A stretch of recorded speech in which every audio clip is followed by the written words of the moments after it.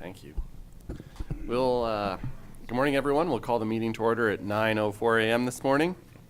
In the true spirit of reconciliation, we acknowledge all those who call this land home now and for thousands of years in the past. May we respect each other and find understanding together and recognize the benefits that this land provides to all of us. We have 3 time commitments this morning. We have 3 public hearings starting at 10 a.m. this morning. We have a 11:30 delegation and we have a 1 p.m. delegation. So we will attempt to work around this best as we can. Hillary missed us a lot over the last month, so we have a few planning matters before us today. We'll work through those. And I guess with that, I would move down to the adoption of the agenda. Are there any proposed additions or deletions to the agenda as presented? John? Thank you, Mr. Chair. I move to adopt the agenda as presented. Thank you, John. John has moved to adopt the agenda as presented. Is there any discussion? Call the question. Those in favor? Those opposed? That's carried. Before you have the meeting minutes of the County Council meeting, October 17th, 2024. Are there any errors, omissions, any issues arising from the minutes? If not? Thank you, Morris. Morris has moved to adopt the County Council meeting minutes of October 17th, 2024 as presented. Any discussion? Call the question. Those in favor? Opposed? That's carried. And we also have before you the organizational meeting minutes of October 17th, 2024. Are there any errors, omissions, any issues arising from those minutes? Lauren.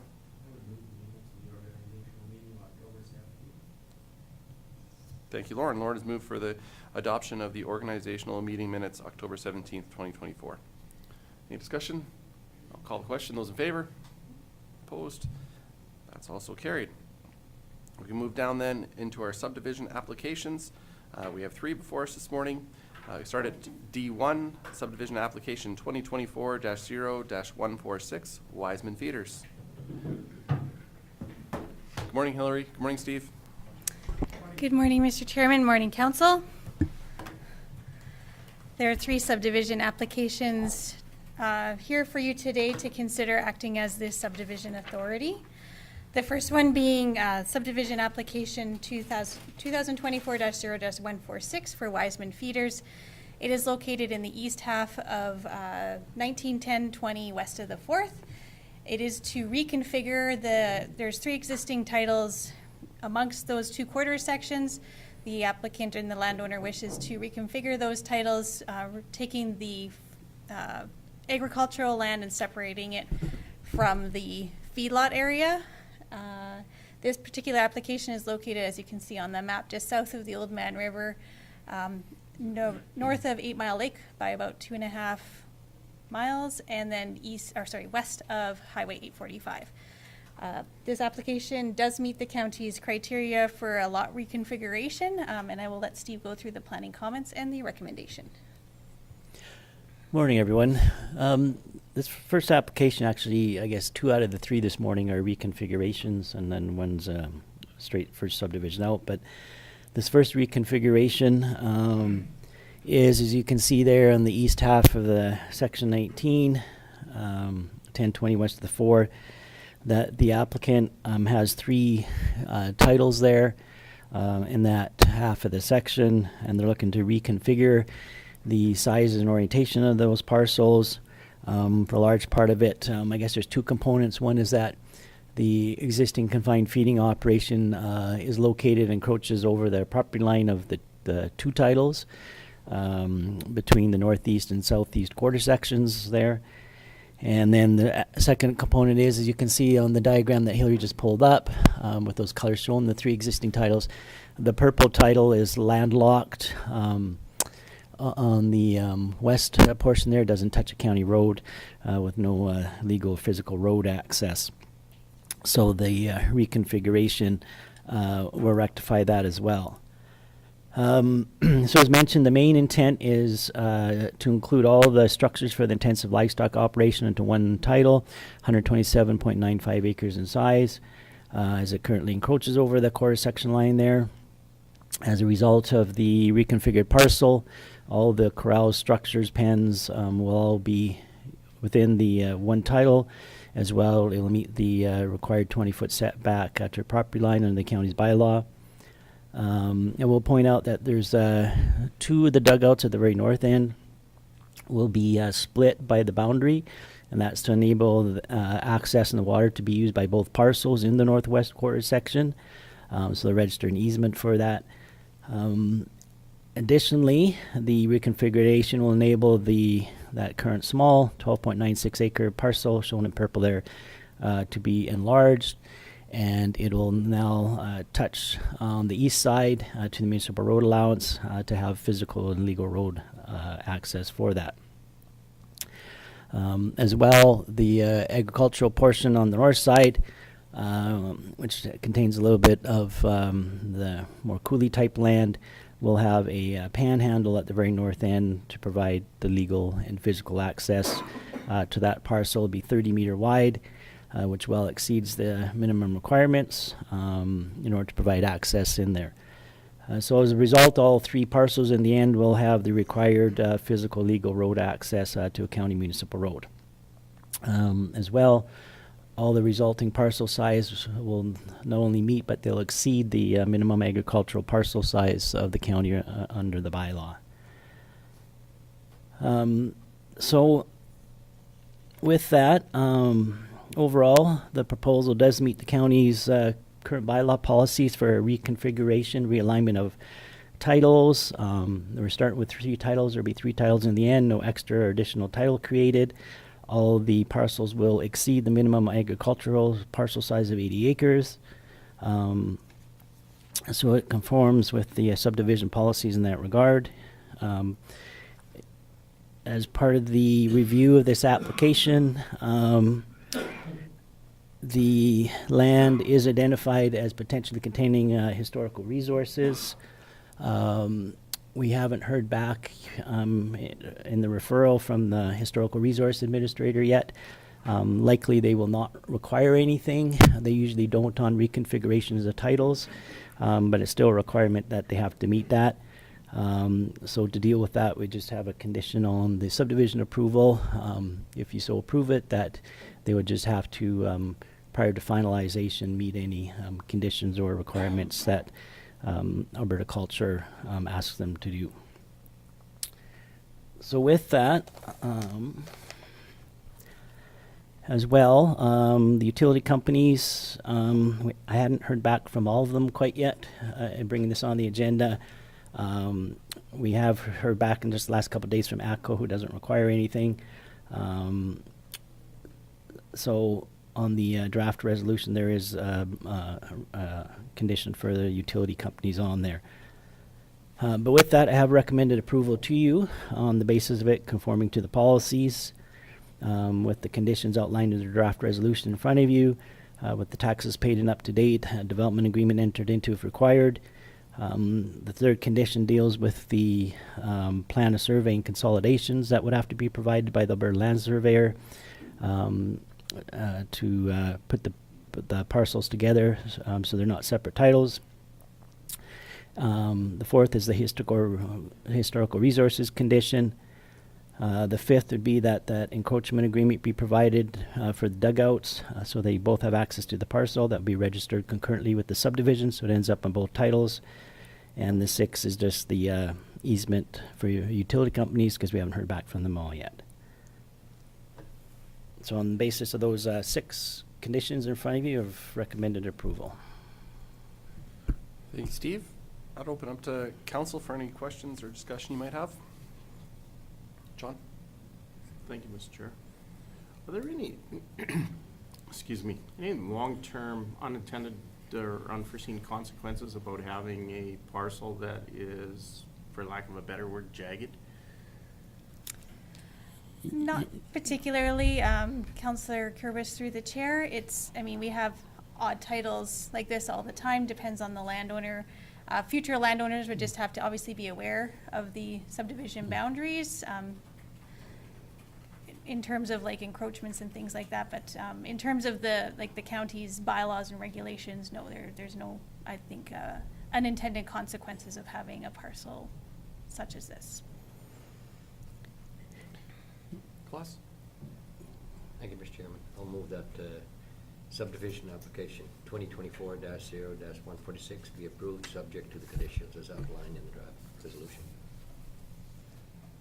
Thank you, Claus. Claus has moved the recommendation that subdivision application 2024-0146 be approved, subject to the conditions as outlined in the draft resolution. Is there any further discussion? Call the question. Those in favor? Opposed? That's carried. Our second subdivision application of today, number 2, 2024-0-140, Arvidson, Bley, north half, 161021, west of the 4th. Hillary? Thank you, Mr. Chairman. So this next application, as Steve mentioned, is another lot line reconfiguration between 2 parcels this time. They're looking to increase the very western parcel to accommodate some encroachments that are into the eastern parcel. This particular parcel, as noted on the map, is just south of the Old Man River, kind of south end, I guess, east of the Old Man River, and then also just to the north of a few miles north of the city of Lethbridge. It does meet all our regulations and subdivision criteria for a lot line adjustment, and I'll let Steve go through the planning comments and the recommendation. Hey, Mr. Chair, this application is a proposal to facilitate a land swap and move the shared property line over between the 2 adjacent parcels by basically taking land off the easterly parcel and add it to the west parcel. As you can see from the photo there, with the line moved over where that'll be. The 2 adjacent landowners made an agreement to facilitate this process. The land in the northeast of 16 is largely vacant agricultural land, while that west portion in the northwest, besides agricultural land, it also has a residential yard with various buildings in it. The main purpose is that the west landowner desires to have some additional space on the east side of his yard to allow for some more room with the yard and future improvements, as well as allow for a separation from cattle. The portion on the east side there, often has cattle in there, and the cattle come right up to beside the fence there to the neighbor's residence. So they want a little bit of extra space and buffer room, so to speak, there as well for that. So basically this realignment moves the property line 71 meters to the east from its current location, which comprises 7.9 acres of land being swapped between the 2 landowners.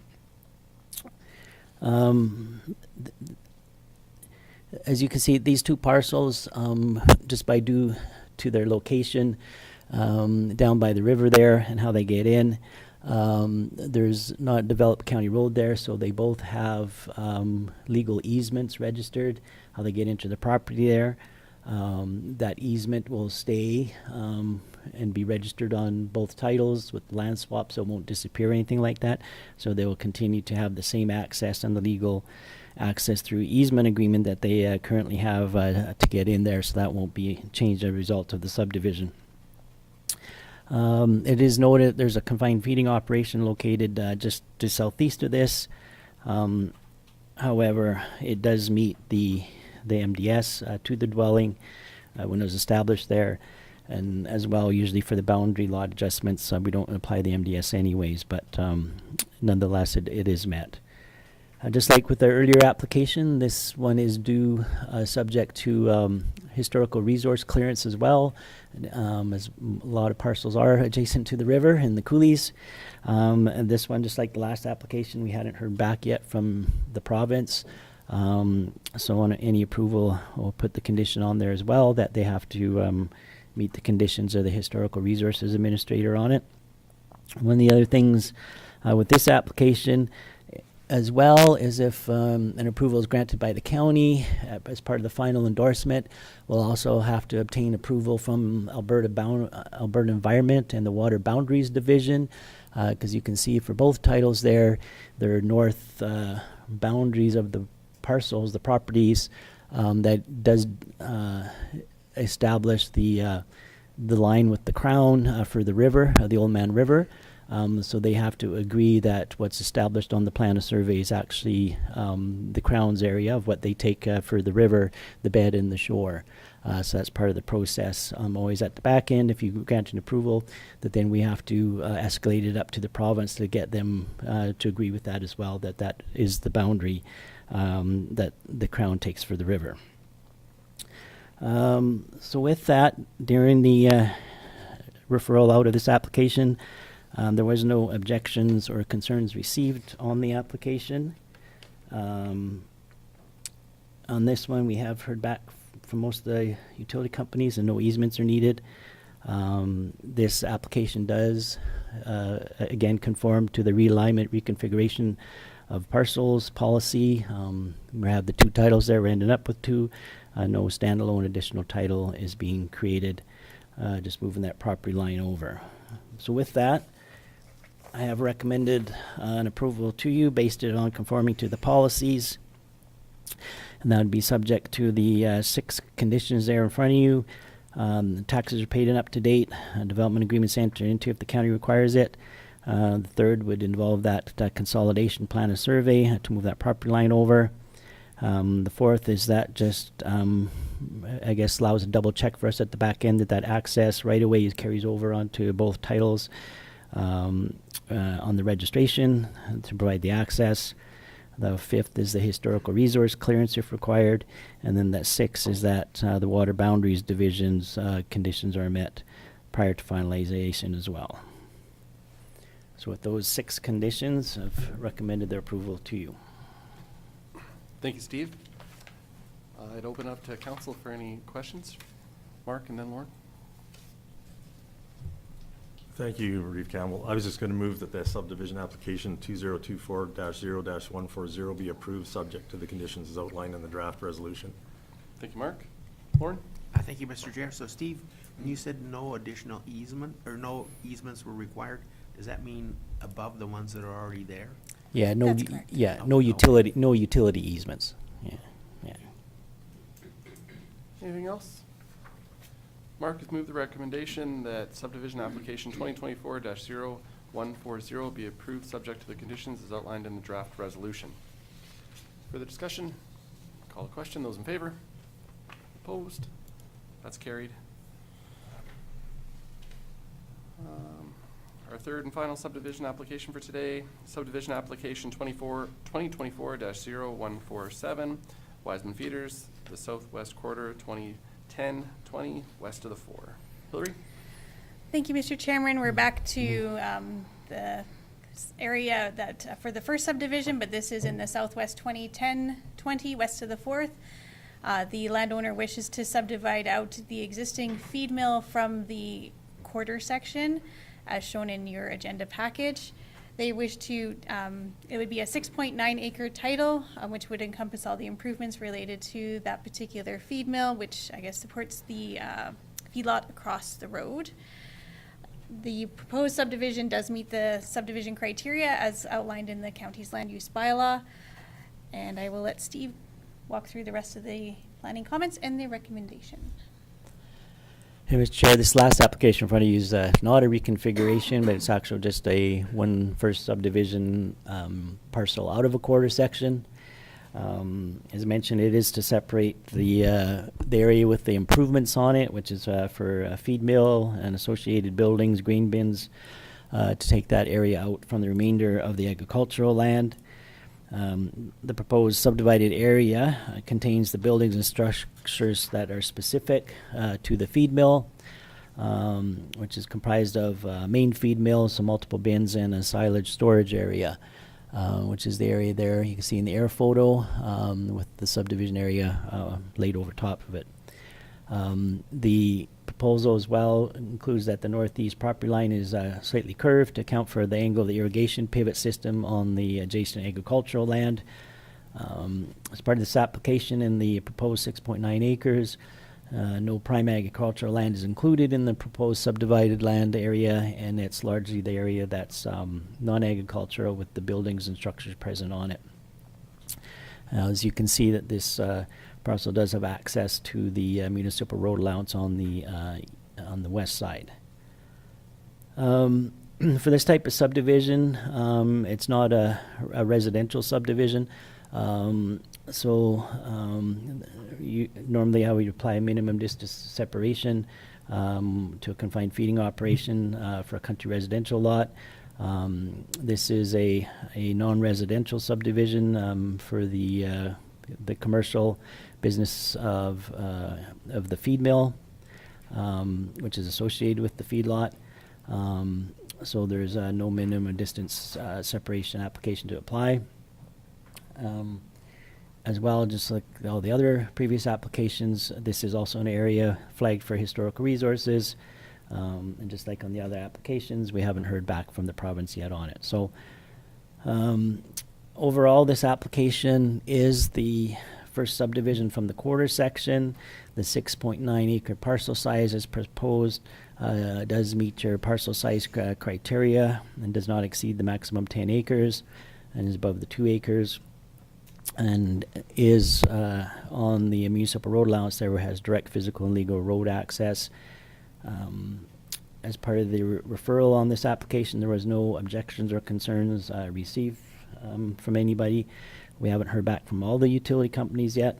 There's a couple outstanding. But overall, the application does conform to the county subdivision criteria and policies. So with that, I have recommended an approval to you with the 5 conditions on the draft resolution. And that's that the taxes are paid up to date, the development agreement is entered into if required, that a final plan of survey be provided based on any approval received here today. As well, the 4th, just like the previous ones, is that they have to meet any conditions of Alberta culture prior to finalization. And the 5th is that if any additional easements are required, that those be established as well in conjunction with any subdivision registration. And that's it. Awesome. Thank you, Steve. Steve, if you could maybe, given that the mill does support the feedlot and the fact that we went through the reconfiguration in our first subdivision of the day, was there an opportunity to tie the two together when doing that reconfiguration and make the mill as part of that other block? Or I'm guessing just from a practical standpoint why that wasn't the avenue and this was the avenue? Yeah, Mr. Chair, they could have had it tied together. It makes it a bit, and they could still do that later down the road if they choose to tie them together. But because they're out of 2 different quarter sections, the applications have to be treated separately because there's a road in between the 2 of them. At one time, land titles did not allow consolidations of parcels across a municipal statutory road allowance. They have since changed that, and the new registrars up there will allow it in some circumstances where you can tie it across the road. But in talking with the applicants on this, they thought they would just proceed this way for now because it does meet both land titles and the county's policies. And if down the road they want to end up consolidating it, if it goes as a package deal, so to speak, then they can do that themselves later to do a consolidation of the titles or something like that if they're going to be a package piece, so to speak, whatever. But on its own, this quarter section here, the southwest, the parcel coming out, can be a standalone subdivision or title by virtue of it being the first parcel out of the quarter section. So, and maybe a second question, just given that this, what we've dealt with for Wisemen today, it's obviously evolved over time and grown. If there were to be a new development in a case like this where, say, there was to be a development on one side of the quarter line, the other side, would the process be more streamlined, and I guess would there be more guidance from the county as to how to package things initially, so to maybe make it smoother down the road? Or I guess I know it's tough to say, it's just again, understanding that this obviously has changed and evolved over time. As this is a confined feeding operation, obviously the NRCB is involved and we don't issue permits for them either. So the county's involvement is not, we get a referral, but we don't necessarily have a say in terms of the actual approval of this type of development. I mean, advisably, we would have everything on one side versus having it on two sides of the road. But I think if they were to move forward, I don't think the feedlot, I don't think they're anticipating, given the subdivision today, that they're anticipating any growth of that over time. I think it's reached its capacity in terms of how it can, where it is located relative to other residences and things like that. I think it's, that's why they're proposing it today. But futures, when we look at confined feeding operations, we do provide comments back to the NRCB to help guide land use related issues, so that we have something that's maybe a little bit more cohesive going forward. Thanks, Hillary. John? Thank you, Mr. Chair. So we're very used to seeing subdivision proposals come to us with on homesteads with up to 10 acres. So I'm reading into this that basically those same rules apply regardless of whether it's a house that you're taking out or whether it's just buildings that you're taking out. That's correct, Councillor Kurbis, through the chair. So we do have criteria in our land use bylaw for non-residential subdivisions, such as this, because they do come up from time to time. You'll have this, or you might have a greenhouse, or you might have other non-residential uses that would apply. So we've embedded that in the bylaw, so that, yeah, they're about the same, but that we recognize that there's residential and non-residential potential. Yeah, Mr. Chair, you may recall that I think probably about 3 months ago, you guys just dealt with one north of Coaldale for high tech on the highway, which be classified Similar. and treated similar as this application. Thanks, Steve. John? Thank you, Mr. Chair. I'd like to move that subdivision application 2024-0-147 be approved subject to the conditions outlined in the draft resolution. Thank you, John. Is there any further discussion? John has moved the recommendation that subdivision application 2024-0-147 be approved subject to the conditions as outlined in the draft resolution. Call the question. Those in favor? Opposed? That's carried. Thanks, Steve. Thanks, Hillary. Thank you.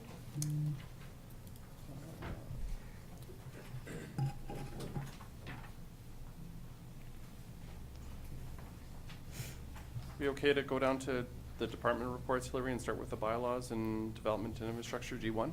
Yes. Okay, G1, development and infrastructure, G1.1, bylaw 24-018 to redesignate a portion of the southeast 13-821 west of the 4 from urban fringe to rural general industrial. First reading. Hillary? Thank you, Mr. Chairman. So this is first reading of bylaw 24-018. This application is a portion, not all of the southeast 13-821 west of the 4th. This particular parcel is located just off of Highway 4, south of Stewart's, kind of south and west of Stewart Siding. As I zoom out a little bit, you can kind of see Stewart Siding up here in the purple, and this application for the rezoning is just down to the southeast. The applicant wishes to rezone this particular portion of the parcel, including the existing kind of bay-type buildings in the very southern portion of the parcel, to rural general industrial, so that they can rent out the existing bays in there for industrial purposes. In looking at this application, we did advise the applicant to talk to the adjacent landowners, as there would obviously be some potential traffic implications. They have indicated, I think in their letter even, that they have talked to their neighbors and have the neighbors have expressed no concerns with regards to this proposal at this time. The details of that would be provided at the time of the public hearing also. As this is first reading, we will just proceed on the basis that this will allow the county administration to advertise and send notices to the adjacent landowners.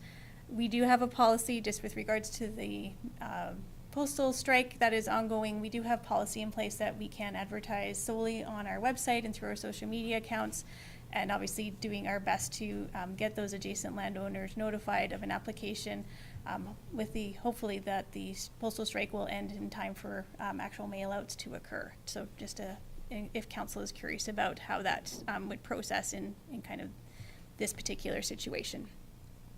We also would advertise in the Sunny South News still. They do have digital versions of that newspaper that I'm not sure how many residents have taken that opportunity to sign up that way, but that will also be another opportunity to send get the notices out there to the public at large. With that, I have recommended first reading of Bylaw 24-018, which will allow us to set the date for the public hearing, which is anticipated for the second meeting in December, and send out those, or draft those notices to be advertised. Back to you, Mr. Chairman. Thank you, Hillary. I'd open up to council for any questions or discussion. John and then Lauren. I was just gonna move first reading, unless you have something. Well, I have a question. Okay. So when I'm scrolling through the package and we talk about financial impact, it says if the bylaw was approved, further development would be taxed at the county's commercial industrial rate. If we're changing the land use, does that mean any existing building just gets grandfathered in at the old rate, or does that change? I do believe if a new tenant were to, say, occupy one of those bays, they do have to apply for a new development permit. And so they may have to improve, like say add improvements under the building code to that building. And this would transition from, say, a more personal use or agricultural type building into an industrial building, which would change the tax base for these particular buildings if they were to be improved for an industrial type purpose. Sorry, I'm still a little confused. So if we're changing the land use to commercial, then that doesn't automatically change the buildings to That's correct. to commercial. It does not? It doesn't Or- change the buildings, but if they were to apply for something, say a carpenter wanted to locate in there and they had to, that's a new use, that would also be referred to our assessment department. They would say, oh, that portion of that building is now not for personal use or, say, an agricultural use, it's now a commercial use, and it would be taxed as such. Okay, thank you. Lauren? I would just move first reading of bylaw 24-018. Thank you, Lauren. Lauren has moved that bylaw 24-018 be read for a first time. Any further discussion? Call the question. Those in favor? Opposed? That's carried. G 1.2, bylaw 24-019, repeal bylaw 18-010, being the Cooley View Area Structure Plan, first reading. Hillary?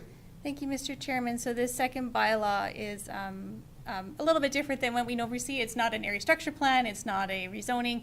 It is to actually repeal an existing area structure plan. So as County Council may be aware, in 2018, which is over 6 years ago now, the original landowners had applied for an area structure plan to allow for country residential development on the parcels as noted on the screen, the areas in orange. The landowner, the 80-acre parcel has now sold to a different landowner, and the smaller portion to the west is under ownership of the family of the original landowner. They have both agreed that they do not wish to proceed with developing the lands as per that area structure plan, and have now applied to rescind that bylaw, therefore taking it off the book, so to speak, and they no longer are bound to that particular plan if approved by County Council moving forward. I think that pretty much covers off the essence of what a repeal is. So I have recommended that first reading of the bylaw be read today, and as such, the county administration would then advertise this particular bylaw as removal of the Cooley View Area Structure Plan, being bylaw 18-010. Thank you, Hillary. Lauren? Thank you, Mr. Chair. So were there any subdivisions that occurred there? Councillor Hickey, through the chair, no, there were not. There were No, they never proceeded with any development there. Any other questions? I move that bylaw 24019 be read first time. Thank you, Kevin. Kevin has moved the recommendation that bylaw 24-019 be read for a first time. Any further discussion?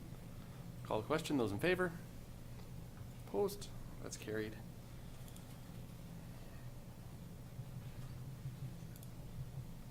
Bylaw 24-020 to redesignate Plan 0210532, Block 2, Lot 2, from Group Country Residential to Urban Fringe.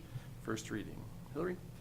Thank you, Mr. Chairman. So in conjunction with that bylaw 24-019, the new owner of the larger 80-acre parcel in that plan area has also applied to rezone their property from Group Country Residential back to the original zoning, which would have been, which is now called the Urban Fringe Zone. The applicant, as they no longer wish to subdivide and develop as per that area structure plan, and they're rescinding or repealing that particular area structure plan, they would like to develop the lot as per the original zoning under the urban fringe for their own personal use, to not have any additional restrictions on the zoning as the group country residential will. Group country residential obviously has some more stringent controls in terms of the type and style of development. Urban fringe would allow them to develop as they kind of see fit in terms of having a larger accessory buildings. I do believe the applicant said they wanted to build their house here, have a riding arena and accessory buildings, which would not be allowed under the group country residential zoning. So as such, they have applied to basically downgrade the zoning back to the urban fringe district.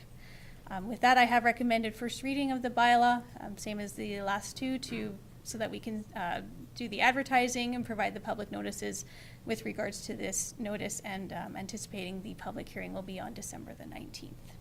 And that's it, Mr. Chairman, back to you. Thank you, Hillary. Any questions? John, go ahead.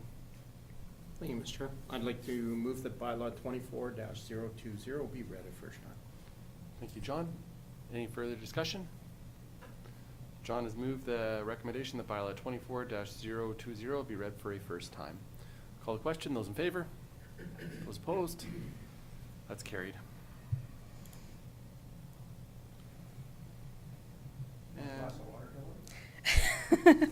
I'm okay for now. If you start hearing me croaking, I'll grab my water bottle. And our final item under Development and Infrastructure for today, G1.4, the Planning and Development Department third quarter report for 2024. Hillary? Thank you, Mr. Chairman. This is a little later than anticipated, just due to the number of applications we had, and this was the first opportunity to bring forward my third quarter report, which is to the end of September of 2024. So with regards to, obviously, I think County Council fairly knows our day-to-day duties, which include getting inquiries, doing development permits, looking at amendments and updates to the land use bylaw, various planning project, intermunicipal relations and referrals, road closures, licenses, land sales, leases, enforcement of the land use bylaw, so any issues related to the land use bylaw are what we deal with, and obviously, additionally, I manage the Community Peace Officer Program, but David does his own quarterly reports for you just because that's more specific, and he can speak to those items better than I can. So with regards to specifically the Planning and Development Department, in the third quarter, we onboarded the new coordinator of Planning and Development, Jessica Potak, which has been going very well. I'm very pleased with her ability to jump right in there and handle the development permitting process and bringing some new and innovative ideas to the county, which has really helped in terms of making us a little bit more efficient. And I anticipate that will continue over the coming months as she gets more familiar with the role. I also attended the Alberta Utilities Commission hearing for a solar project which was located to the southeast of the Lethbridge Airport. You may be somewhat familiar with that. They did come to County Council last year and provided a presentation on what their proposal was. As an update to that, the Alberta Utilities Commission has identified that at the beginning of December they should have a decision on that particular solar project, which I will forward any information I get to CAO Cole, and he can let you know what that is. So we'll see what the outcome is. That there was some landowner issues in there that required a hearing to be held. In the Development Authority, so pretty much what Jessica does for the county, 184 development permit applications were received, which is a bit down from last year, but still a number of applications if you look over the 10 years of development permitting that we have. A total of 177 permits were issued, 3 were refused, 1 was withdrawn, and 15 applications were still under review at that time. The majority of our applications are for residential and accessory type uses. We did have a number of commercial industrial, which includes newer builds, but also like when we were talking about the rezoning earlier, where somebody might have an existing bay building and they come and they have a new business in there. Those are captured under that particular category also. We have had also a number of home occupations and agricultural buildings, which include farm shops and hay sheds, grain bins such as that, a few signage, 2 public institutional, and a number of miscellaneous. Compliance letters, those are what the bank typically requires when you sell a property. We've done 26 of those so far this year, which is, I would say, on par for year over year. The banks are, unless it's a cash sale, usually a bank, if there's a mortgage, requires that a compliance letter be issued. And so the county's not obligated to issue those to a landowner, but it's just a service that we provide. We also had 15 land use bylaw complaints that were received and investigated. So land use bylaw complaints can include anybody from a neighbor concerned with what's happening on a property, or it could be something that the county administration, either through the CPO or our public operations, or as Jessica might be out and about, have noted as a compliance issue that we want to address. For the building permits, our building permits and safety code permits are managed through the contract with Park Enterprises. We've had a pretty steady rate of permits being issued in that way. They kind of, obviously, development permits and safety codes permits are kind of tied together that way. 168 building permits, and then quite a number of those sub-trades, as we call them, for the other safety codes permits in there. For subdivisions, County Council, acting as a subdivision authority, had approved 20 subdivisions to September 30th, which I do believe is a little bit above what we typically have had in recent years. So we've seen an uptick in the number of subdivisions. As you may have noted, first parcels out of a quarter section are quite popular as people transition in terms of how they want their land to be used in the future. This year we had a number of road closures come in. As you can see, we had 6 of them. A lot of this, or sorry, 5 of them. A lot of them are from previous years because it takes Alberta Transportation and Economic Corridors some time to review and approve those also. We see ones back from 2022. We have seen them being a little bit more responsive with road closures, but those were the ones that were approved this year by County Council, or finalized this year by County Council. Rezonings, we have had 7 of them so far, with a few more coming up, obviously, from today. Area structure plans, we saw a couple of area structure plans, being the Chin Group Country Residential, which, just to update council, there has been, I know that they've been working on the infrastructure for that and are looking to finalize like the roads and the ponds that are included in that area. So that's been moving along quite nicely.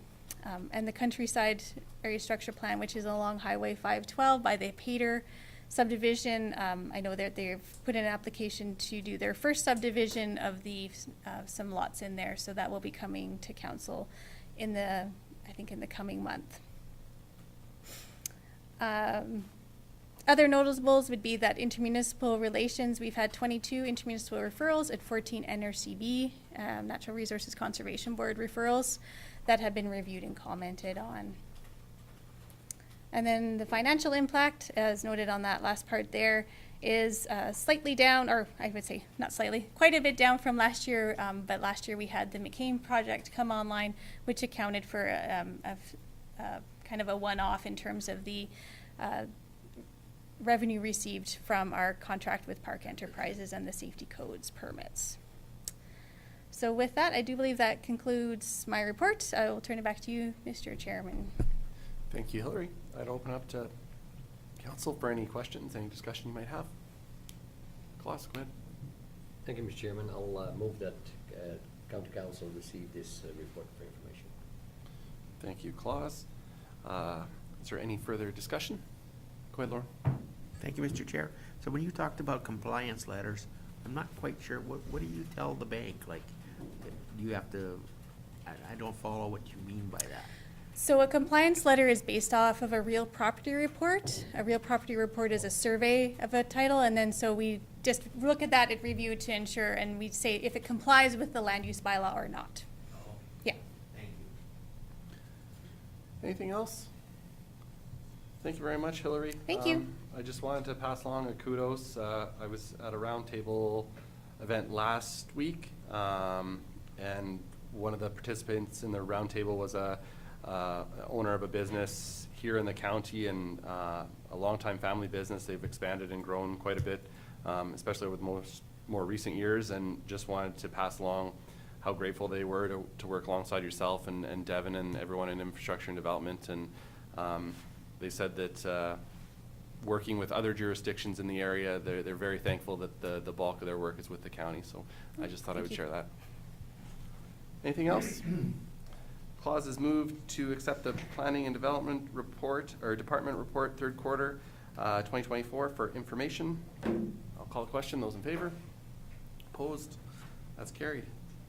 That brings us to 9:50 with the 3 public hearings coming up. Why don't we take a short 10-minute break? We will reconvene at 10 o'clock.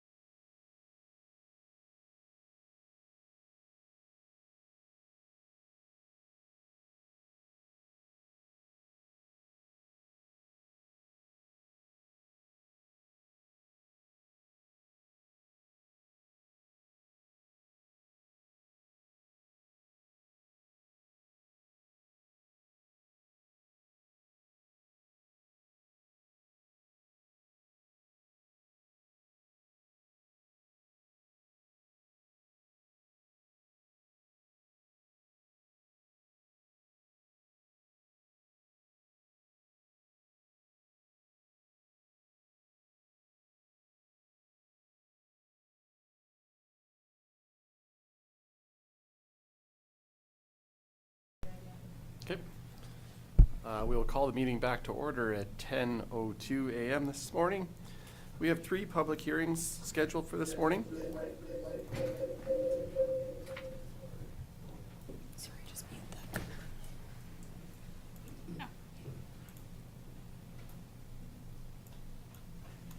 Thanks, Candace. Our first, Bylaw 24-013, amendment to the Edgewood Stables Area Structure Plan, Bylaw 1362. Our second, Bylaw 24-016, to redesignate Plan 901-1051, Block 1, Lot 1, in the southeast 3922 West 4, from rural agricultural to rural general industrial. And the third, Bylaw 24-017, to redesignate Plan 1711734, Block 2, Lot 3, in the southwest 14922 West 4, from direct control, Bylaw 1456, to direct control, Bylaw 24-017. With that, we can start our public hearings. I will now recess our public meeting, and I will ask for a motion to open the public hearing for Bylaw 24-013, amendment to the Edgewood Stables Area Structure Plan. Lauren. I will move to open a public hearing for bylaw 24-01. Thank you, Lauren. Lauren has moved. We open the public hearing for Bylaw 24-013, amendment to the Edgewood Stables Area Structure Plan. Is there any further discussion? Call to question. Those in favor? Opposed? That's carried.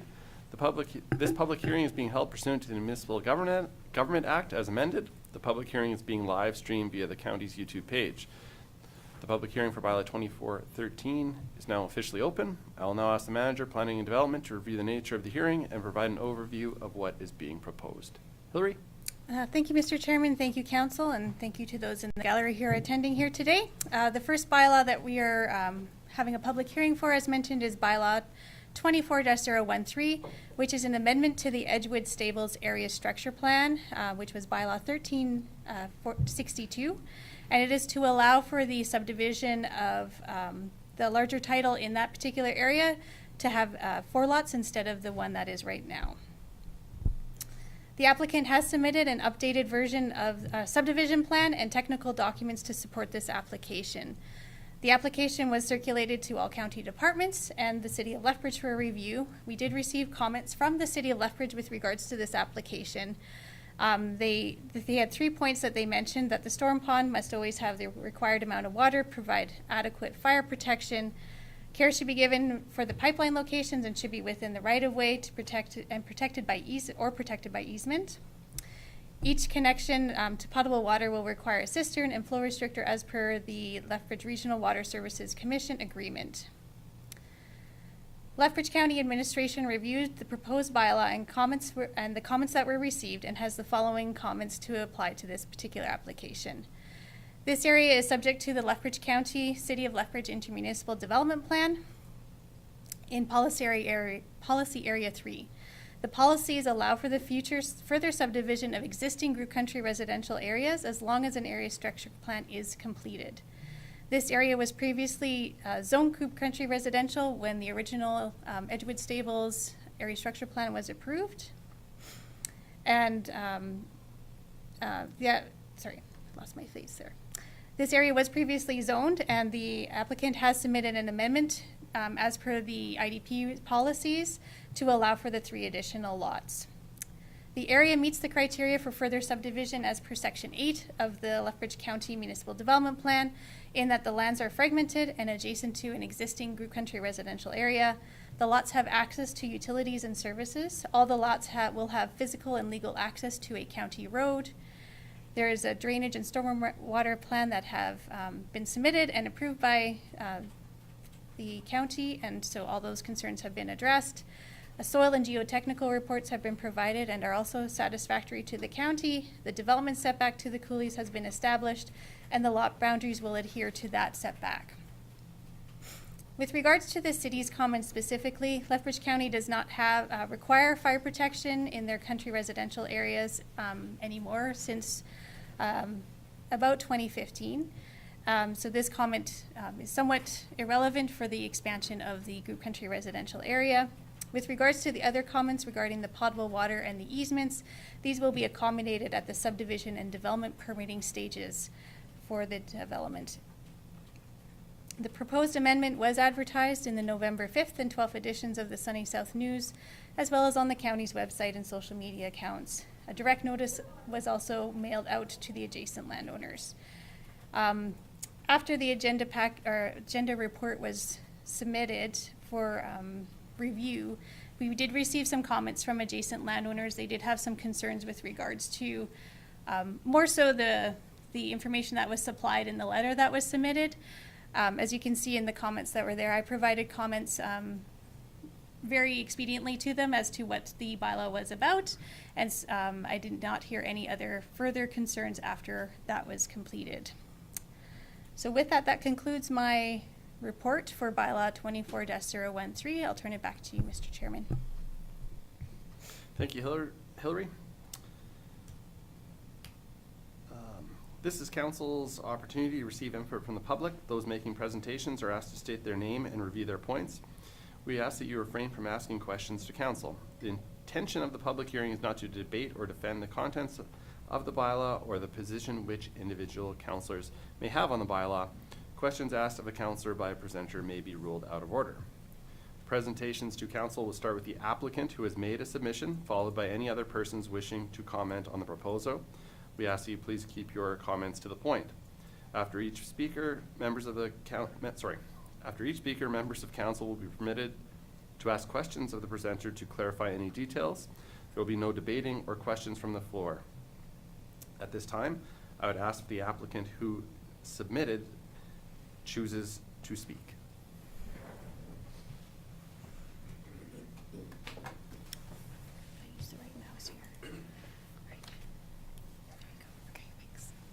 Good morning.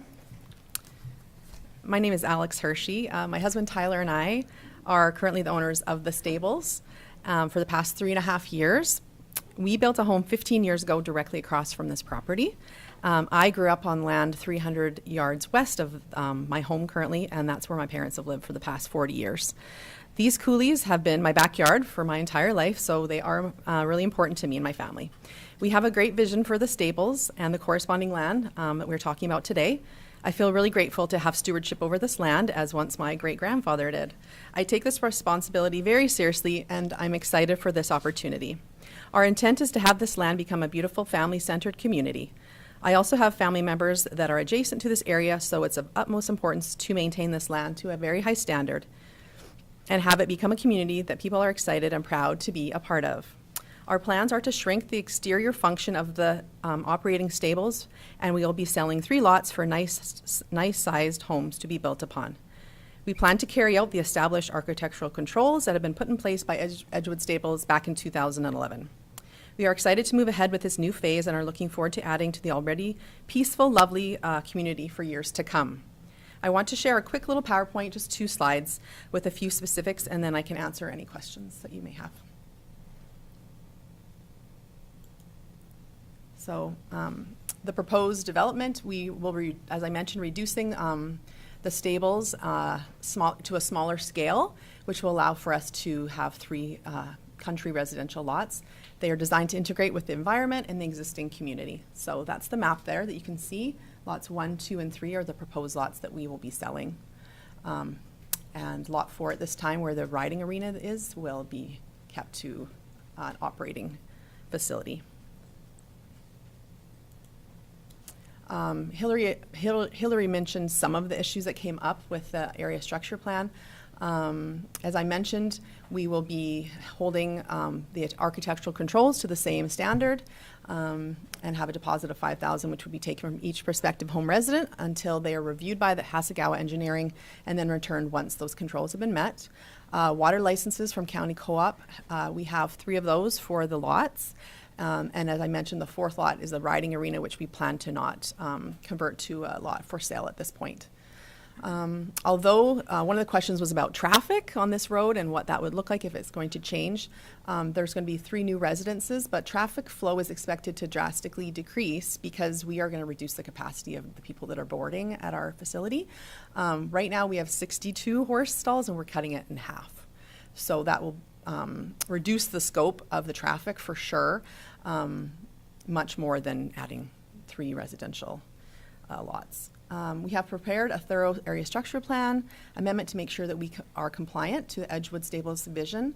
And the report addresses servicing, drainage, roads, access, environment, and other concerns. It fits with the current community and county guidelines. And we have been part of this community, as I mentioned, for many years. We intend to stay, and we have a very vested interest in making it a strong, aesthetically pleasing place to be, a neighborly community. So I'm really excited for this opportunity, and I just thank you for your time today. Any questions from council? Okay, thanks. I would now open the floor for anyone else wishing to speak. Come forward, please state your name. I'll ask again. Is there anyone wishing to speak to the proposed bylaw? I'll ask again. Is there anyone wishing to speak to the proposed bylaw? One final time. Is there anyone wishing to speak to the proposed bylaw? Seeing none, I would ask for a motion to close the public hearing. Warren? I would make a motion to close the public hearing for bylaw 24-013. Thank you, Lauren. Lauren has moved to close the public hearing for bylaw 24-013. Any discussion? Call the question. Those in favor? Opposed? Carried. We'll resume our public meeting at 10:13 this morning.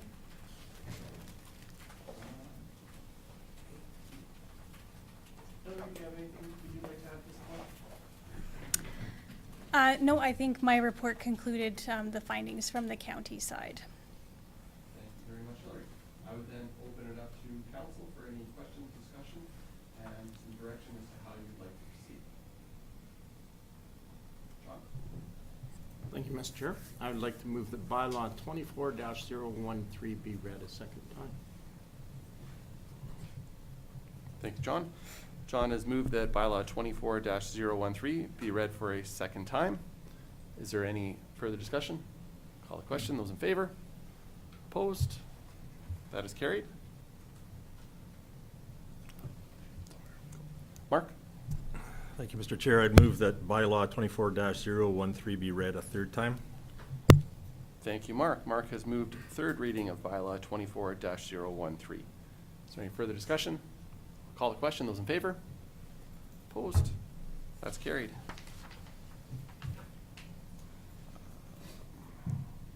We can move down in our agenda then to our second public hearing, bylaw 24-016 to redesignate Plan 901-1051 Block 1 Lot 1 in the southeast 3922 west of 4 from rural agriculture to rural general industrial.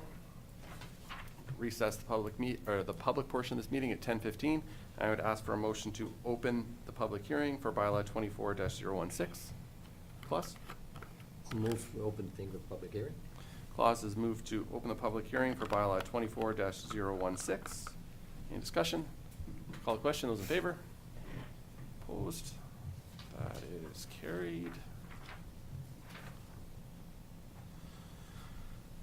We're here today to hold the public hearing for bylaw 24-016, redesignate Plan 9011051, Block 1, Lot 1 in the southeast 3922 west of 4 from rural agriculture to rural general industrial. Public hearing is being held pursuant to the Municipal Government Act as amended. The public hearing is being live streamed via the county's YouTube page. With that, the public hearing for bylaw 24-016 is now officially open. I would ask the manager of planning and development to review the nature of the hearing and provide an overview of what is being proposed. Hillary?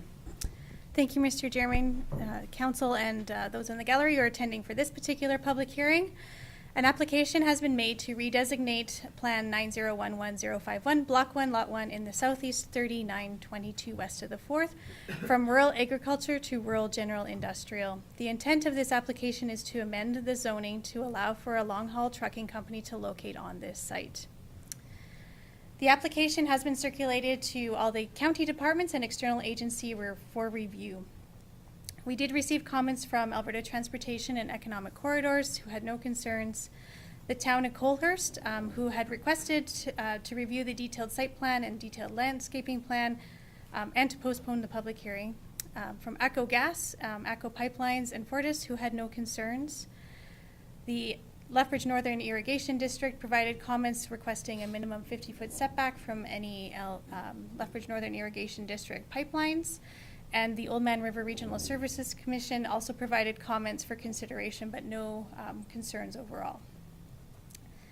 Lethbridge County Administration has reviewed the proposed bylaw and has the following comments for County Council's consideration.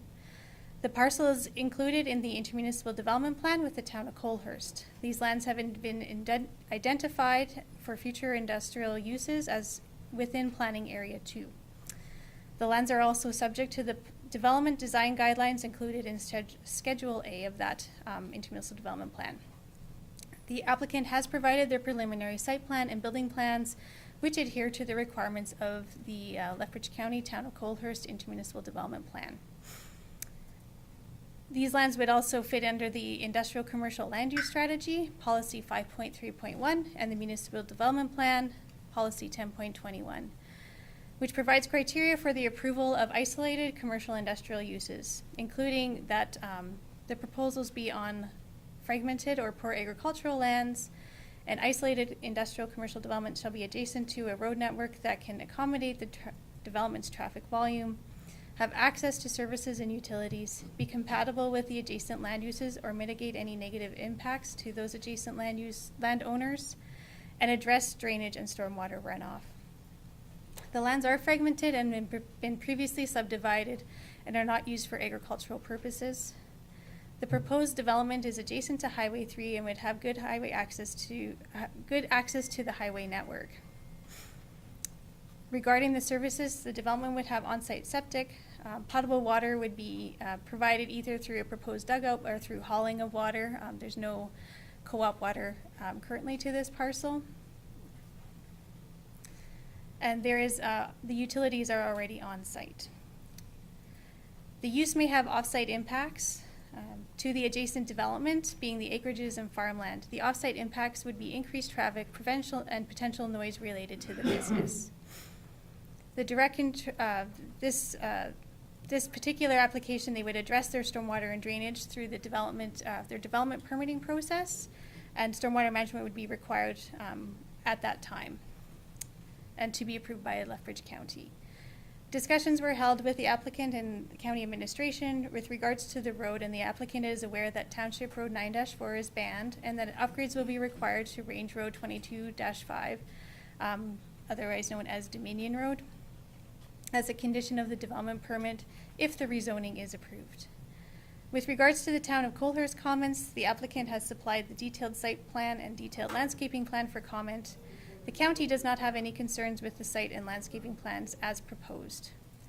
The request to postpone the public hearing was not accommodated as the notices for the hearing had already been sent out, and county administration determined there was no reason to delay the public hearing at this time. With regards to the Lethbridge Northern Irrigation District request for a 50-foot setback to the LNED pipeline, the county does not have setbacks to pipeline right-of-ways and as such cannot apply a setback to a pipeline right-of-way. That would be something they could come into an agreement with the applicant. The notice of the public hearing was advertised in the November 5th and 12th editions of the Sunny South News and also on the county's website and social media accounts. The county had received concerns from the adjacent landowners, and the concerns were that the proposed industrial use would negatively affect the enjoyment of their properties and the quality of life on their acreages, and that the application should be refused, and their detailed comments are included in your agenda package. With that, that concludes my report, Mr. Chairman. I will turn it back to you. Thank you, Hillary. This is council's opportunity to receive input from the public. Those making presentations are asked to state their name and review their points. We ask you refrain from asking questions to council. The intention of the public hearing is not to debate or defend the contents of the bylaw or the position which individual councillors may have on the bylaw. Questions asked of a councillor by a presenter may be ruled out of order. Presentations to council will start with the applicant who has made the submission, followed by any other persons wishing to comment on the proposal. Please keep your comments to the point. After each speaker, members of council will be permitted to ask questions of the presenter to clarify any details. No debating or questions from the floor will be allowed. With that, I would now ask if the applicant who has made the submission requests to speak.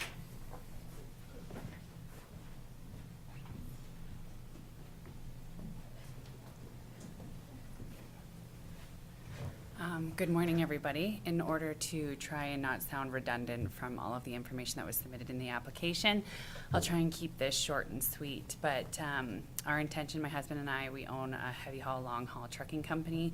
With that, our trucks are predominantly on the road at any given time. Ideally, we'd actually never want them home because if they're parked, they're not working and they're not making money. So we found this piece of land that we think would be an advantageous location for our trucking company. I've gone through the concerns of the neighboring properties, and I do find them very valid. And you know, if I was in their shoes, I could understand and have similar concerns. And we want to work collaboratively with our neighbors to ensure the most minimal impact of our business on them. Being citizens of the community in Lethbridge and surrounding areas, having mutual friends and such, it's very important for us to try and create a collaborative relationship. So in regards to the traffic and from the highway turnout as well as the Dominion Road, again, we've agreed with the county to update and take responsibility of the rehabilitation of that Dominion Road, as well as be following with a traffic impact assessment with Alberta Transportation. Not only is that part of the developmental process, but it is in our best interest to ensure the safety of our company, ourselves, our neighbors, and we take that very seriously. In addition to that, I know that the neighbors were having concerns with noise complaints and pollution, which we are happy to create a design in which way can isolate the noise to the maximum amount possible with potential berms, trees. All of those things are in the preliminary design phase, but we are absolutely open to hearing the concerns of the public and our neighbors to create a positive relationship. We have plans to adhere to every and any compliance regulation throughout the course of our building. Of course, we're in the preliminary phases right now. We have some buildings in mind. We have approximate traffic in mind. I did read as one of the concerns was 58 vehicles going up and down the road. That is simply not the case. We are a 7 truck outfit currently, and our trucks, like I said, are constantly on the road. We have all of our truck repairs done and warranty work at Great West Kenworth. So our trucks would only be coming in to offload or change trailers, which is very minimal given the fact their scope of transportation throughout North America. Our office space will only be used for office personnel, and at the point in time, that is me, my husband, and we have a part-time office assistant. So we have intentions of keeping this to be a ma and pa operation with no vast expansion projects. So with that, I guess I will conclude my presentation. Thank you. Thank you. Any questions from council? Yeah, just one. Kevin, go ahead. So would the trucks be coming home every night then? No, or not are they at all. on, they're gone for the week or whatever? They're gone for weeks at a time, and generally when they do their resets and they come home, they go directly to their family residence. We have drivers in Cochrane, we have drivers in Edmonton, we have 2 drivers in the Cardston County, we have 1 driver in Lethbridge. So historically speaking, those trucks, when they do go home to their families, they take them to their residences, or alternatively, they park them at Great West Kenworth, where we schedule servicing and safety compliance, and Kenworth does their scope of servicing while the drivers are on their time off. Thank you. You're welcome. Any other questions? Thank you very much. I would now open up the floor for any others wishing to speak. Is there anyone else wishing to speak at this time? Yes.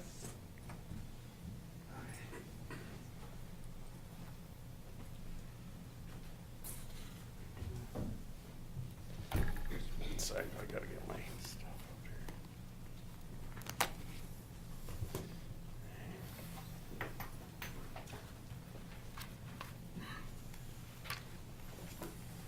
Okay.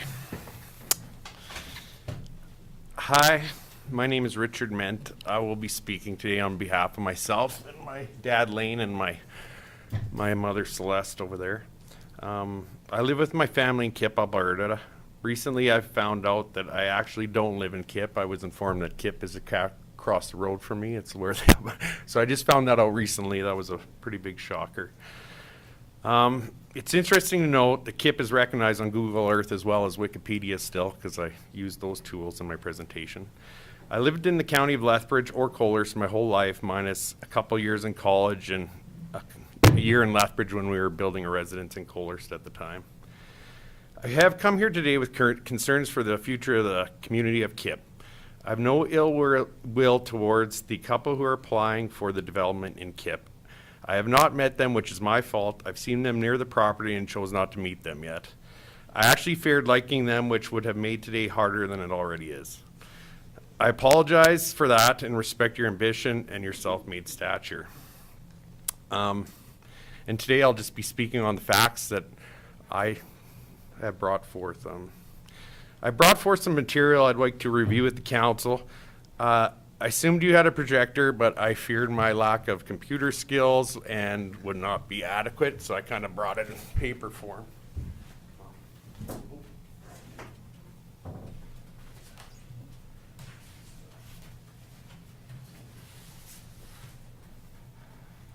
you.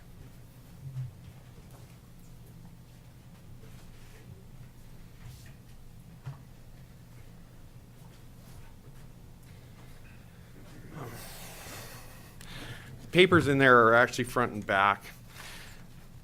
The first page shows some pictures of Kip. And when I refer to Kip, I refer to Dominion Road and the properties therefore adjacent to Dominion Road. If you start on the top left and look behind the no exit sign, that is one of the 3 houses in Kip. I put the no exit sign in the picture because I think it is important to note that this is a dead-end street. Moving right, you will see the Alberta Transportation Rental House. I did try to stop the renovation of this house, not because I didn't want neighbors, but because a friend of mine charged $2,000 to put in 9 patio blocks, and I felt they were spending taxpayer money foolishly. I did not rat out my friend, though. Bottom left, you will see my row of towering poplars. When the county approved the subdivision off my dad, the first thing we did before we even put in the driveway was plant these trees. The bottom right picture is past the mailbox at my dad's driveway and past the child playing sign and my driveway. And this is where the proposed development is, which is already under construction and in the last week has seen all the trees ripped down, living or dead. In the past few days, I have read the materials Hillary provided me. Hillary gave me the County of Lethbridge Municipal Development Plan, the Lethbridge County and Town of Coler's Municipal Development Plan, and on my own, I found a study on the hamlet of Kip from 2020. Honestly, the Kip study for me was the most entertaining, but probably contained the least amount of pertinent information. I took the points out of the Municipal Development Plan and put them on the first 3 pages. I do not expect you to read them now, but I put them as reference material. I apologize if I misinterpreted some of them, but feel most of them support my case. I also put one point to support the fact that I was communicated about the proposed development and did receive the letter. After these points, there's a small map, and that is the first small map. In hindsight, I should have made this map bigger, and I apologize. There is a larger version in the MDP. Now, if you look at the little white spot between Highway 3 and the purple spot, which represents the CP rail, you will find Kip. I think it is important to note it is neither purple nor pink. The only map that I found that had Kip included in the initial development map, I do feel like it was purple and it did encompass our location, but I felt it was just a straight line that directly adjoined to the highway. I've also included multiple maps. Next, I focused on the Lethbridge County and Town of Coler's Municipal Development Plan. I'd like to point out that the list of landowners affected by development in the North Kip planning area does not contain my name or my dad's name. I've also included multiple maps from the County and Town of Coler's MDP, but not all, as I felt it was redundant. If you look at the proposed development maps, our location is not included in any of them. So at this point, I'm honestly not sure where we lie. We have horses, which would support community residential development. We have cattle on both sides of the street, which would mean you have agriculture. Craig Nicole farms the piece directly to the north yearly. We have playground equipment and a pool in my backyard, which the community and all my children's friends from Colors are welcome to, which supports residential. But at this point, I feel nothing supports industrial. If you move back to the Lethbridge County MDP, I've included the group country residential, where we may potentially fit better for future development. This would be this would keep the neighborhood intact and would generate future tax revenue faster. I'd like to note that I do not plan on moving anytime soon. The place across the street is already rented again, that's the Alberta Transportation House, and has a 5-year deal, lease agreement, and my middle daughter plans to move to my dad's currently, but hopefully not anytime soon, as she is young and I would like him around longer. I would consider subdividing my dad's for future country residential at a later date. The last page in this document will come into play later. Next, I'd like to go through a day in the life of Kip and my whiteboard. But before we do that, I'd just like to show you a video of what I saw this morning at 7 a.m.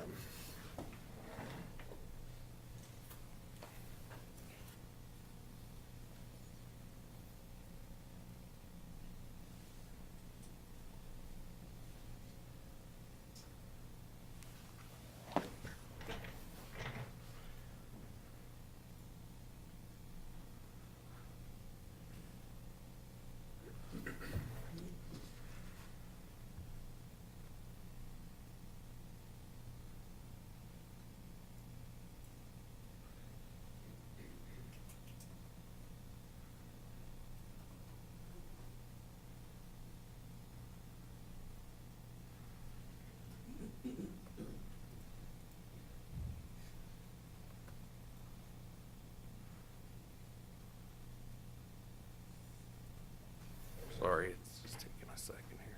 I had it loaded, but apparently something deloaded.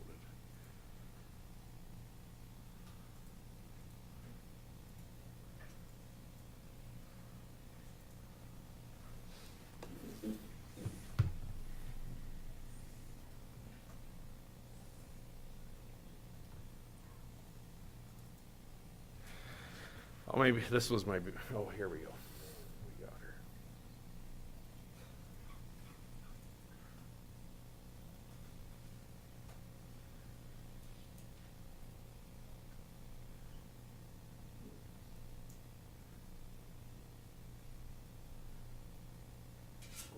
Oh yeah, I'm gonna have to circle. But anyway, I'll just explain what happened. I knew this was gonna happen.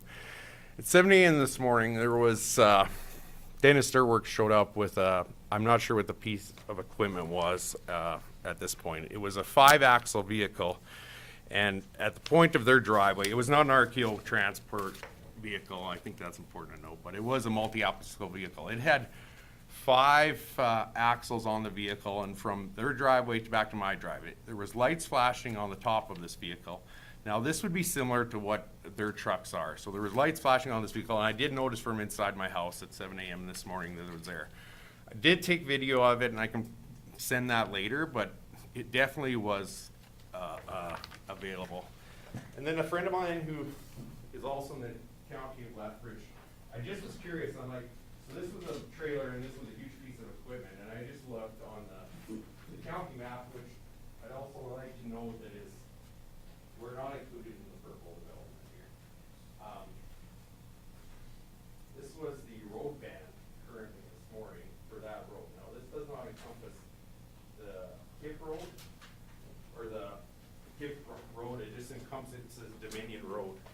And I think it's at 75% currently, so I have my class 1 and I'm familiar with load sizes, and I'm not 100% sure, but I think already this morning he was over the legal weight of that road ban, delivering that piece of equipment. Okay. Next, I'd like to go through a day in Kip. Wilder, come up here, please. I didn't know if you'd have a stand or not.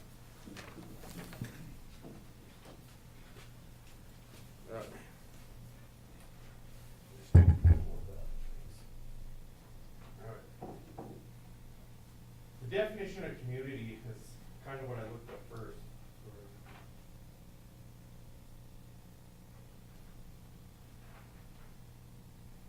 A group of people living in the same place or having particular characteristics in common, or a feeling of fellowship with others as a result of sharing common attitudes, interests, and goals.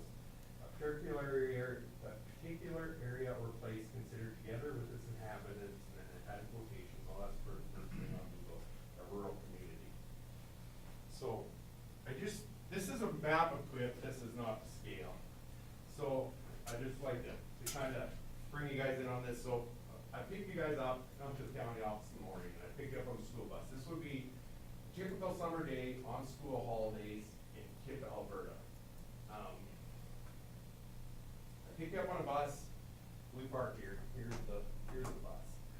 So I pick you guys up at the office in the morning. We drive by my yard where we park. You'll meet my family.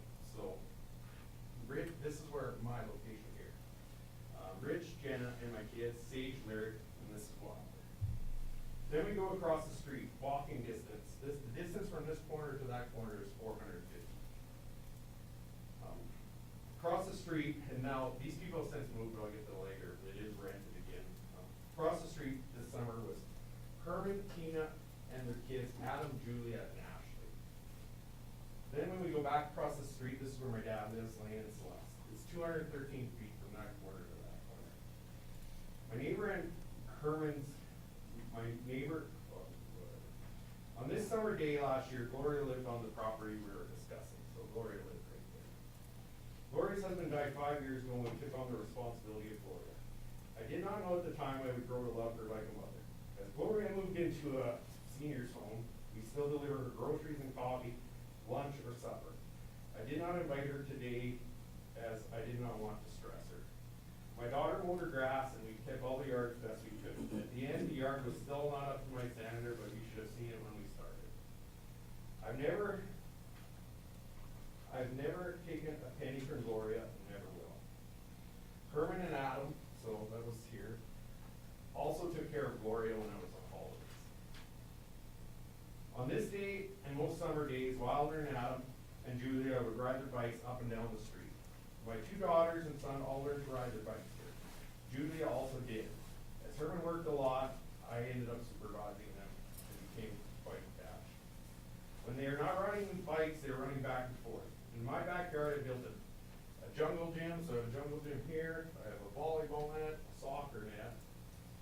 We have a above ground pool from Walmart here, and we have a trampoline from Walmart there. With all the things I have to do in my backyard, the dirt pile across the road is the funnest. So the dirt pile's right here. We lease this piece as of currently, and I run by stuff.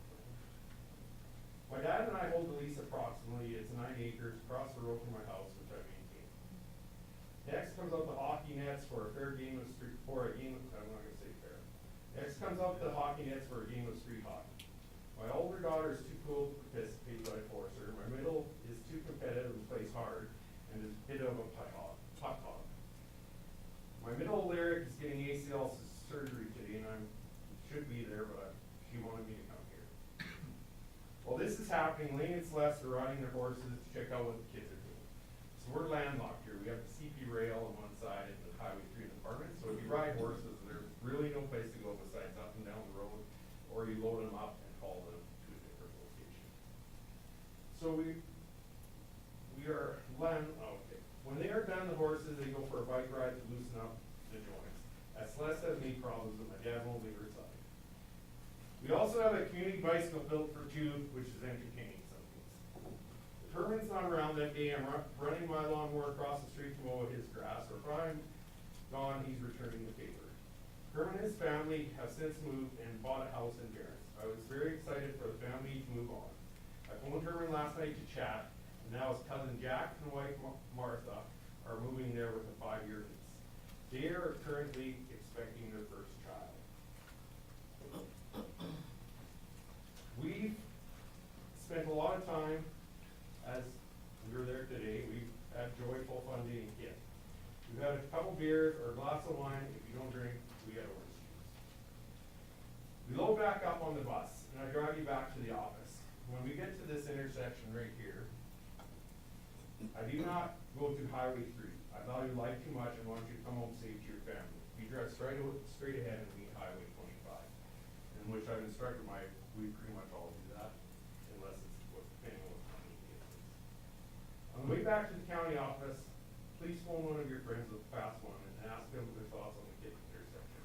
It was actually the only part of the reading I disagreed with, was the analysis on the intersection. I honestly remember, you see the lady with sitting in her car counting traffic. And I honestly remember when the lady was in the ditch counting cars, why she was there at noon. So the bulk of the traffic at this intersection is between 7 a.m. and 4 to 6 p.m. And actually this morning I tried to take another video, which I couldn't have shown you anyway, but this morning there was a Super B trying to cross the road. I was going for coffee, so I go Highway 25 came northwest. So I pulled up to the intersection to go, and I pulled over, and I was going to take a video of there was a Super B trying to cross the standoff highway. Well, that's where he ended up going. And behind him was a triaxle truck. Now, I'm not sure how long they were there before I got there, but the semi with he was a great driver with the Super Bs, made it across both lanes, did a proper job. Behind him, the triaxle truck actually tailgated him, didn't stop at the stop signs, continued to carry on, and there was actually horns blaring this morning, and I had a video of that as well, which I apologize for not being able to show. Okay, you're good, thanks.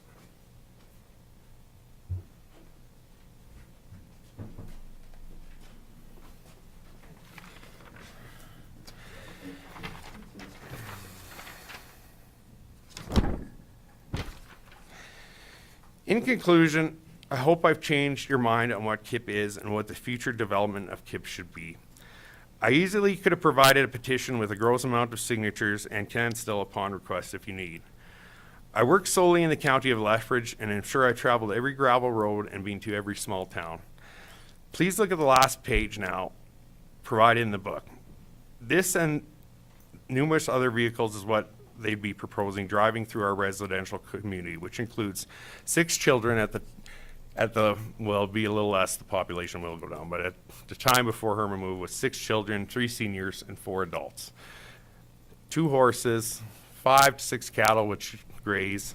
I've also grazed Gloria's location for several years now, and the piece across the road, the Alberta Department of Highways, I graze that currently. That has changed a bit.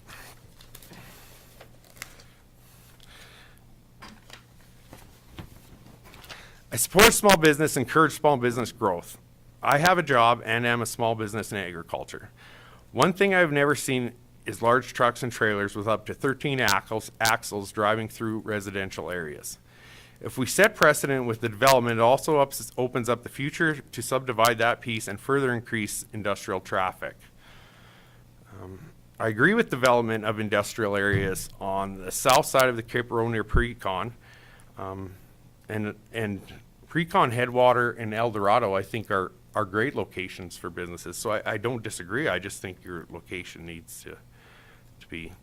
The only reason I'm saying this, I'm not saying not in my backyard. It's because it doesn't fit our community or our landscape, and it does actually scare me. I know they say the trucks won't be there, but I mean, there was one there this morning, and it wasn't theirs, but I saw the scale of this truck, and it was pretty phenomenal. I know you don't have to explain your decision to me, good or bad, but please visualize yourself explaining it to my son, Wilder, or your children. I'd like to thank the council for their time and appreciate the chance to protect our street. We are all responsible for each other.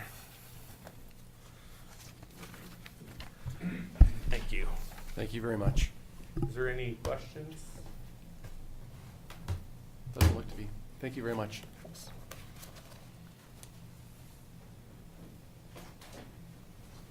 I would open the mic up to anyone else who's wishing to speak.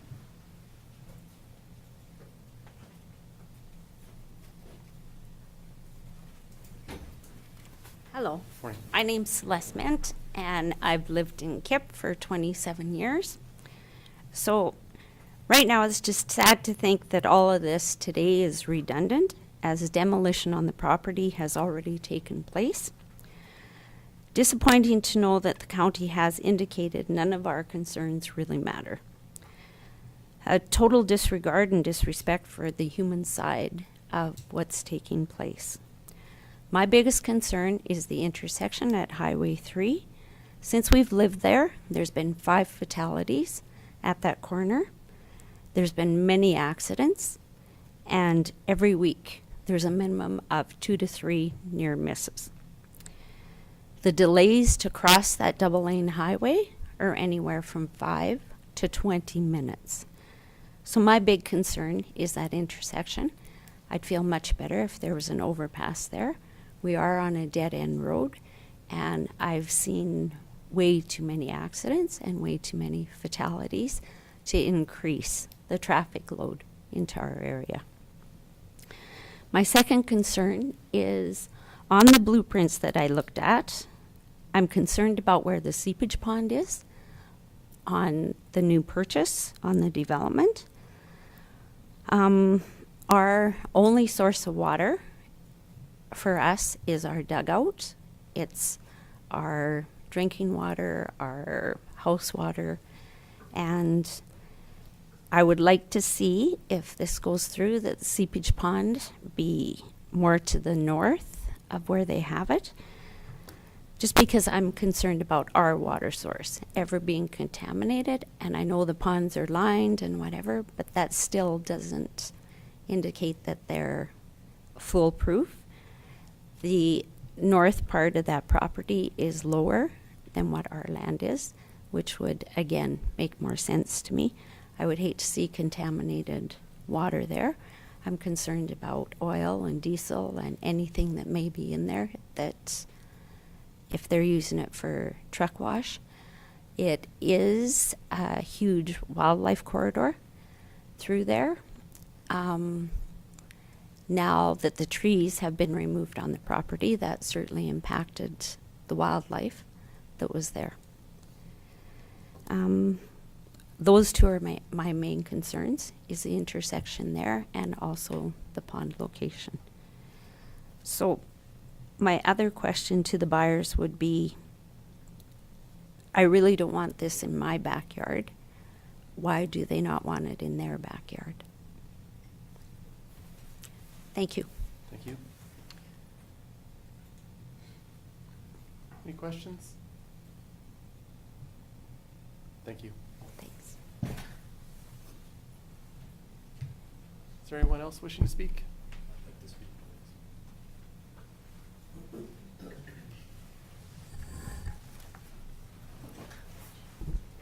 Good morning. My name is Craig Nicole. I operate Nicole Dairy Farms.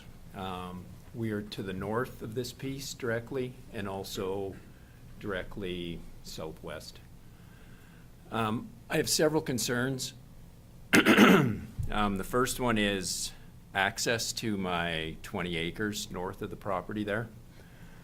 I know there's a red line filled in there, but that road is pretty much broken up asphalt and stuff, and I'm concerned that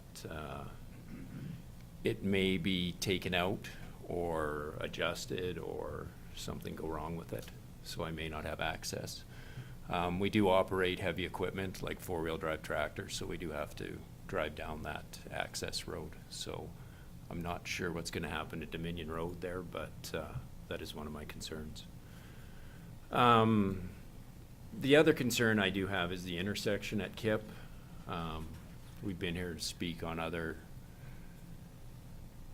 bylaws in the county, and that is a huge concern. I'm not sure if any of you guys have driven there at 8 in the morning. My kids all had to go through it to get to school. And this is just another business that will only increase the traffic. Now, whether it's going to be safer or not, I don't know. I don't know how much more traffic will be there, but I think with the concerns the county has heard about this intersection in the past, I think it would be prudent for you guys to maybe write a letter on our behalf of the county to the Alberta government to maybe do something, reevaluate it, because I think it is a concern in the county.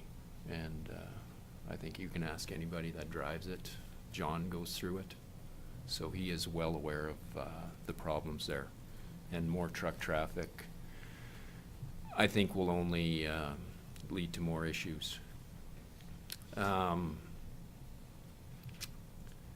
Another concern I have is I operate a CFO there, and just across the highway is a CFO exclusion zone.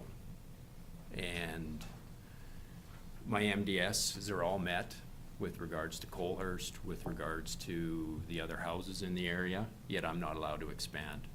Yet right across the highway, we're gonna put in an industrial permit. So that's a concern of mine. I'm wondering what's the difference between the two? You know, they're gonna have a seepage pond, they're gonna have oil and other stuff there possibly spilt. How is that any different than my operation? So that's my concerns. Yeah, so if you guys have any questions with regards to what I do or any more interest in my operation, please ask. Any questions from council? Thank you. All right, thank you. Is there anyone else wishing to speak at this time? Ask again, is there anyone else wishing to speak? And a final time, is there anyone else wishing to speak to the proposed bylaw? Seeing none, I would ask for a motion to close the public hearing. Clause is moved to close the public hearing for bylaw 24-016. Any further discussion? Call the question. Those in favor? Opposed? That's carried. Resume our public meeting at 10:54 this morning. Hillary, is there anything you'd like to add at this time? No, I don't believe so. Okay, I would then open it up to council for any discussion, questions that you might have. John, go ahead. Thank you, Mr. Chair. More directed towards Hillary on this. Craig's concerned about access to his north property down Dominion Road. Would rezoning this have any effect on that? I don't believe so, Councillor Kurbis through the chair. Just the road will remain as is. It does provide access to all of those parcels within that area. There's no application to close this road as part of this. Oh. Laura, go ahead. Thank you, Mr. Chair. So Hillary, what is the status of KIP? Is it still considered a hamlet, or what is its official status? As council may recall, a few years ago, I did recommend to dissolve KIP, which is this little gray area on the map. This is actually what is physically defined as the hamlet of KIP, which is solely owned by Alberta Transportation. It is still, I mean, on the books as a hamlet, but it's not technically, according to the definition in the Municipal Government Act, a hamlet. It doesn't have enough residences. It doesn't have any commercial development. So it's definitely an area of historic interest to the county, as it was at one point in time. There was a little bit more there than what is today, but to the standards, it doesn't meet the standards of a hamlet. So it was made smaller at one point in time? No, I don't No? believe so. I think that was always That was it? That was always just the hamlet of KIP. Okay, thank you. Any other questions, comments, discussion? Sorry, Yeah, go ahead. In terms of any requirements by Alberta Transportation for the intersection on Highway 3, it would be my understanding that that would be more dealt with on the development permit side as opposed to the rezoning side, or am I mistaken with that? No, Councillor Kurbis, that is correct. So when it comes to, and obviously Alberta Transportation provides initial comments at the rezoning stage, as they did with this application, but they would require a permit from themselves, which would probably include, if they deemed fit, like a traffic impact assessment. Those would be at the development stage, because it's obviously more imminent. This is just the zoning, which sets the stage for future development, but the TIA and any requirements from Alberta Transportation would come at the development stage. Anything further? How would you like to proceed? Quick class. Thank you, Mr. Chairman. I'd like to move that bylaw 20-016 be read for a second time. 24. Yes. Thank you, Claus. Claus has moved that bylaw 24-016 be read for a second time. Is there any further discussion? I will just say that I find these particularly challenging for myself personally, just because I think as much as we say that it's not NIMBY, it's not in my backyard, I think it is. It always is. And that's not necessarily a bad thing. I get it. I understand the passion people have for their communities, and it's obvious from today, from the presentation, the pride that's taken in one's community, and I think that's admirable. But I think what we try and do here is just try and strike a balance between the opportunity a landowner has and to buy a piece of land, own land in the county, and then move forward in a way that they see fit. So it's up to this council to try and strike a balance between that and walk that line. I think you can highlight anything you want in the MDP, in any of our plans, and I think they're intentionally made to be somewhat gray to offer that opportunity within there, and then it's up to council to then hone in on that and really draw the line in the sand. Having said all that, I have concern with a road that we've been going on as of late, where we see more industrial type developments happening in rural settings, and I do have concerns around that and what that means long term for our community as a whole, for the county as a whole. And for that reason and others, I will not be supporting the proposed bylaw. Is there any other discussion, any other comments? Clause is moved that bylaw 24-016 be read for a second time. I'll then call the question. Those in favor? Those opposed? That's carried. Third reading. John? I'm sorry, I gotta pull the bylaw back up. 24-016. Thank you. I'd like to move that bylaw 24-016 be read a third time. Thank you, John. John has moved that bylaw 24-016 be read for a third time. Is there any further discussion? Call the question. Those in favor? Those opposed? That's carried. Thank you, Hillary. Thank you, Mr. Chairman. Thank you, Council. Moving down on our agenda, our third public hearing for today.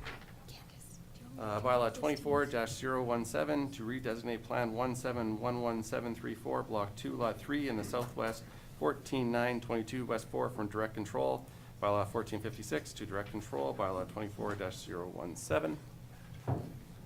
We can recess our public meeting at 11 a.m. this morning, and I would ask for a motion to open the public hearing for Bylaw 24-017. Lauren.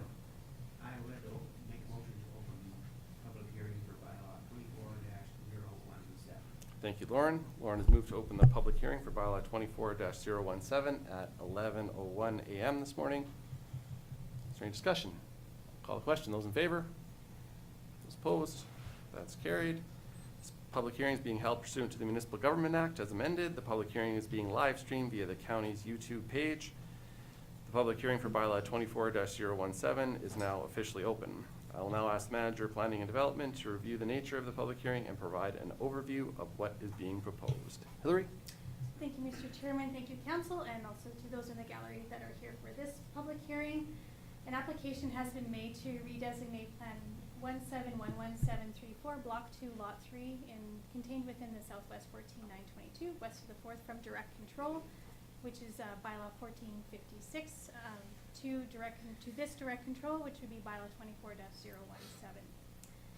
The applicant wishes to locate a place of worship and associated uses on this parcel. Previously on this parcel, under the current direct control, the only permitted or only allowable use was for a lumber yard. As such, the applicant was told that they could apply to for a new direct control for the place of worship and their uses as described. Hillary, Oh, just sorry. 1 second. Do you want your board? Yeah. Not really. Oh. Sorry, Hillary. No, that's okay. So, I lost my train of thought. No, that's okay. I'll just refocus. With regards to this application, as they wanted to have a place of worship and some or ancillary uses that would be outside of what is obviously allowed in the current direct control or in any other land use district, it was recommended that they apply for a direct control district that would accommodate the uses as proposed in, as noted in your agenda package. This application has been circulated to county departments, the City of Lethbridge, the Town of Colehurst, and external agencies for review, and the following comments have been submitted. The City of Lethbridge requested that a traffic impact assessment be completed and reviewed prior to the approval of the direct control bylaw. The utility companies, being Echo Gas, Echo Pipelines, TELUS, Fortis, had no concerns. Alberta Transportation provided comments that a traffic impact assessment would be required for the proposed development at the time of development. The Lethbridge Northern Irrigation District had no concerns. Steve Hardy from the Old Man River Regional Services Commission provided some general comments on the application, but no outright concerns with regards to what was being proposed. And the Town of Colehurst provided comments at our Intermunicipal Development Planning Committee with some general concerns on the traffic and the timing of requiring the traffic impact assessment. They were of the opinion that it should be provided prior to the bylaw being passed, kind of in line with what the City of Lethbridge had commented. Lethbridge County Administration has reviewed the proposed bylaws and has the following comments. The area of the proposed bylaw is in the Lethbridge County and City of Lethbridge Intermunicipal Development Plan, Policy Area 1. The proposal adheres to the policies of the IDP. The proposal is not creating any new parcels and is utilizing an existing subdivided parcel. IDP Policy 5.1.7 states that a traffic impact assessment would be required prior to any development as part of an area structure plan or conceptual design scheme. The area is also within the city interface area with the Town of Colehurst. This isn't an area that it's kind of it's not a policy area, but we do send for comments to the town as a courtesy. Any discretionary uses or redesignation applications are referred to the town as per the agreement that we have in the intermunicipal development plan with them. The Lethbridge County Municipal Development Plan requires that the land be redesignated if the standards of the land use bylaw cannot be met. In this case, that's the reason why they're applying, is because the use was not allowed in the current district. With the municipal development plan, there are no specific siting criteria or policies with regards to public institutional uses. As such, it's up to council's discretion in this instance to determine if the use is appropriate for this location. Council could consider the use similar to an isolated commercial industrial development and apply the siting criteria as outlined in Policy 1021 of the Municipal Development Plan, being that the located on for fragmented agricultural land, an isolated commercial industrial development shall be adjacent to a road network that can accommodate the traffic volume, have access to services and utilities, be compatible with adjacent land uses or mitigate any negative impacts, and address this drainage and stormwater runoff. The lands as noted on the map are fragmented and have been previously subdivided and are not used for agricultural purposes. The proposed development is adjacent to Highway 25 and would have good access to the highway network. The applicant is aware that they would be required to submit a traffic impact assessment at the time of the development permit to identify what upgrades would be required to Highway 25 and Township Road, County Township Road 9-2. The requirement of the traffic impact assessment has been embedded in the direct control as noted in Section 12E. Regarding services, the development would have on-site septic. There is a potable water on-site and all utilities are currently on-site. This use would be compatible and have negligible off-site impacts to the adjacent developments being acreages and farmland. I would say that, other than obviously the traffic issue, which I will describe in a moment. The direct control district addresses the stormwater and drainage on the site, and that a stormwater management plan would be required at the time of the development permit. The proposed development, being a religious assembly, would not be subject to taxes, although if the development of a care home or commercial opportunities were on the property, those would be taxed in accordance with my discussion with the tax assessor. The notice of the public hearing was advertised in the November 5th and 12th editions of the Sunny South News and on the county's website and our social media accounts. The county has comments from several residents, both in person on the phone and by email. Overall, there is general support for the proposed use, but there is concerns with the increased traffic on Highway 25 and how that would be addressed. I think that's kind of the overriding theme with regards to this particular application is, and as was previously when this was originally rezoned back in 2015, for the lumber yard, the traffic was the crux of the concerns at that time also. I have supplied County Council just with some alternatives, depending on how they want to view the comments that have been made. County Council may request, prior to second reading, the traffic impact assessment in order to have those details prior to making a decision. There's some advantages to that and disadvantages. In that disadvantage would be it would delay the decision on the application, and they would incur the cost of a traffic impact assessment now, but they would incur that later on anyhow. Pro to having it now would be more information would be available for County Council and the applicant on what would be required for the upgrades to Highway 25 and Township 92 prior to a final decision being made. And then as is always with County Council decisions, County Council may refuse second reading of the bylaw. I have included all the comments as you note in your agenda package that we've received with regards to the adjacent landowners. With that concludes my agenda report. I will turn it back to you, Mr. Chairman. Thank you, Hillary.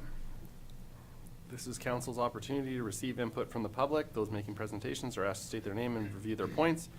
We ask that you refrain from asking questions to council. The intention of the public hearing is not to debate or defend the contents of the bylaw or the position which individual councillors may have on the bylaw. Questions asked of a councillor by a presenter may be ruled out of order. Presentations to council will start with the applicant who has made a submission, followed by any other persons wishing to comment on the proposal. Please keep your comments to the point. After each speaker, members of council will be permitted to ask questions of the presenter to clarify any details. No debating or questions from the floor will be allowed. With that, at this time, I would ask if the applicant would like to speak. Yes, please. Alvin Fritz, the architect for the project. I also have with me Bert Van Heerden and Carlos Roman from my office to help answer questions if necessary. Al, I'll just let you pull whatever you want. Navigate? All right. Thank you so much, Hillary, for your excellent presentation. I've prepared a Lumion file, an animation that shows the site. We start with LiDAR. I'm Alvin Fritz. By the way, Alvin Reinhardt Fritz, Architect Inc., for whoever's taking notes. It's just for the completeness of the record. Thank you. We build a virtual world, if you will, of the site. We get a Lumion file. They've been flying LiDAR over Canada since the 1950s, so that's readily available. And then we populate it with the adjacent buildings, the trees, so the grades are actually accurate. And then if ever there's a change in the design, we can readily incorporate it. So I'd like to play this animation that we've produced. And if we think of it, there's still a development permit coming. It's a preview of the development permit, if you will. So expect it to maybe be altered slightly. You can see the church emerging on the right. Those trees are relatively accurately presented. A bit of a sort of a foil for the view to the building. It won't be overly prominent on the site. We have shown some parking. We've actually diminished it from an earlier presentation based on the actual parking counts that are anticipated. I'm wondering if that might have been part of the issue relative to the concerns around traffic. I'd like to make a couple comments relative to the traffic. I think of roads always as a pipeline with a certain capacity, and of course, peak period is when you see the roads at their maximum. Our major activities will be Sunday mornings when the roads are not fully utilized. And so if you think of it in the context of the lumber yard, that traffic would have probably entered the traffic domain during peak period, whereas we are in fact only seeing that kind of traffic on a Sunday morning. And so we don't think that we will negatively impact peak period on the roadways. Now, we are totally prepared to do the traffic impact assessment. We've gotten quotes for that and ready to analyze that in the greatest detail. Overland drainage came up in Hillary's comments. And so with regards to that, we really would like to suggest, I'm stuck. Hillary, what should I be clicking? Acrobat, that should work, thank you. There we go. And so one of the things that we're contemplating is an overland drainage pond. And I'm just going to go back to my other file, which is more comprehensive. There we go, combined renders. And so we are thinking that we would have overland drainage collected to stormwater retention ponding. We tend to get a lot of moisture all at once in our continental climate and then use it for irrigation and so forth. So a nice bentonite coated pond that would help to manage that. And again, you will be seeing all of this in detail as part of the development permit. It's sort of a preview, if you will. And thank you so much for the opportunity to allow me to be here to make the presentation. Thank you. Thank you. Are there any questions from council at this time? Doesn't look to be. Thank you. Thank you. I would now open the floor. Is there anyone wishing to speak to the proposed bylaw?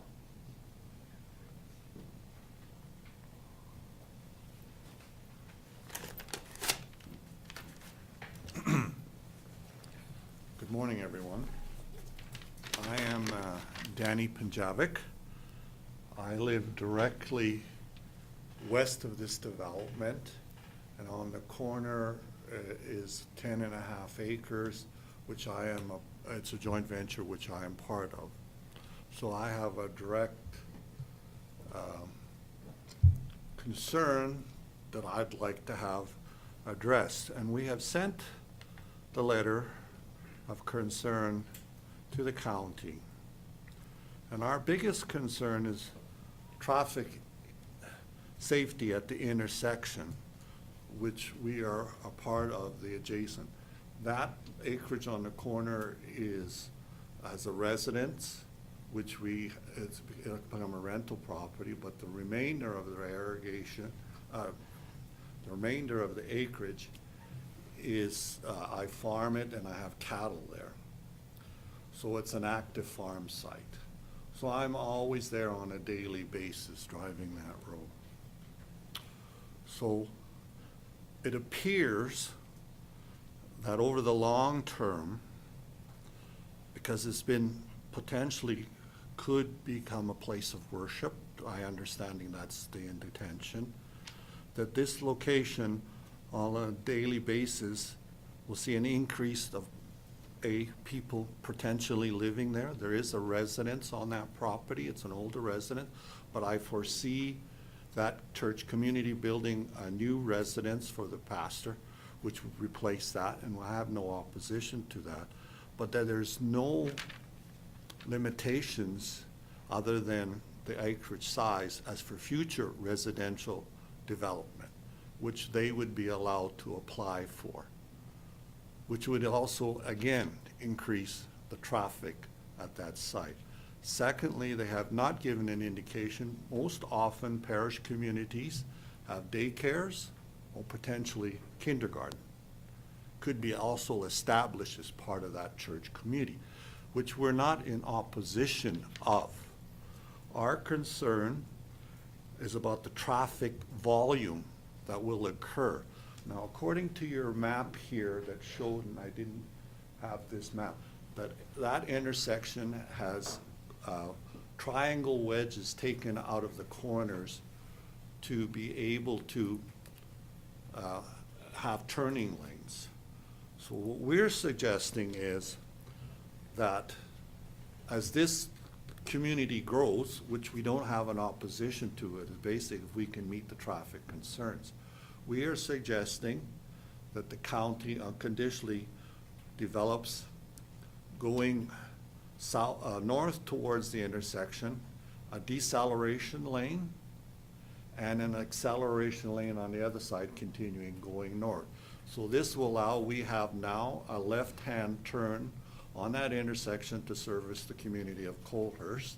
And we have a turning lane and a deceleration lane coming in from the north going south and an acceleration lane going to the south.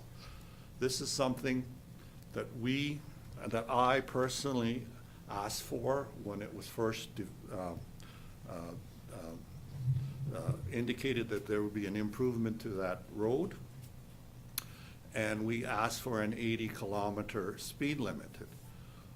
I can tell you, I've lived on that corner for all my life.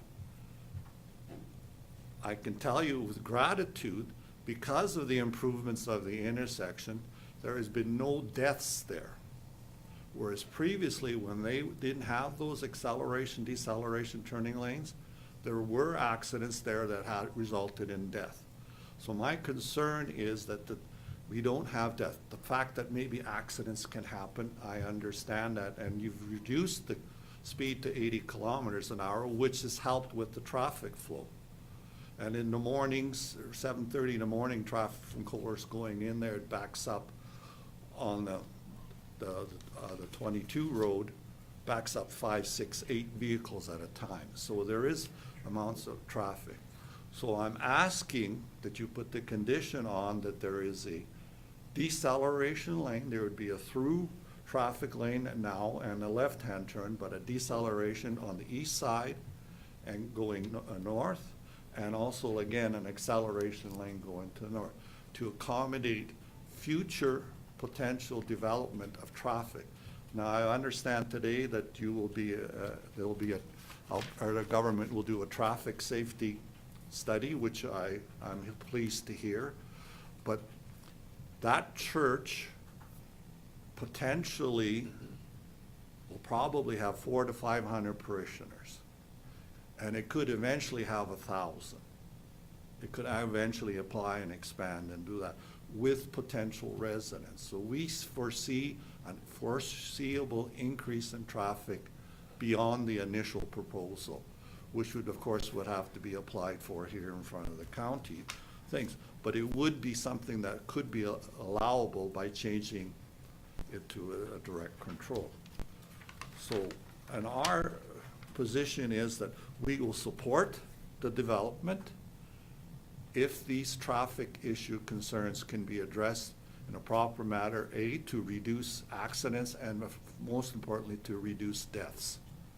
And when those weren't in there, we used to have deaths on that. I know of 2 that I remember where people were killed in an accident from that intersection. So this is my concern.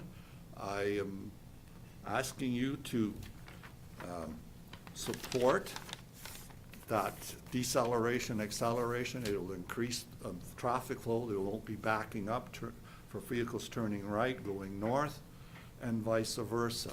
So this would greatly enhance the safety of the development, which we are not opposed to, with conditions of improving the safety at that intersection. So I thank you for your time, and I'm available to answer any questions you may have. Any questions? Thank you very much. Okay, thank you very much, Council. I would ask, is there anyone else wishing to speak to the proposed bylaw? Yeah. Hi, everyone. My name is Darlene Ponjavic-Vornbrock. I'm Danny's sister, and so I grew up on that family farm, and so I am the co-owner in that joint adventure of Southeast 59, 22, west of the 4th, Block 1. I also live in Block 2 of that same site, And so I echo Danny's concerns, not just for our joint venture, and having lived there, and my mother lived there until a few years ago. And then not just my family up the road, but you know your whole neighborhood and community of people, and so safety is first and foremost, because I too witnessed accidents there as a child.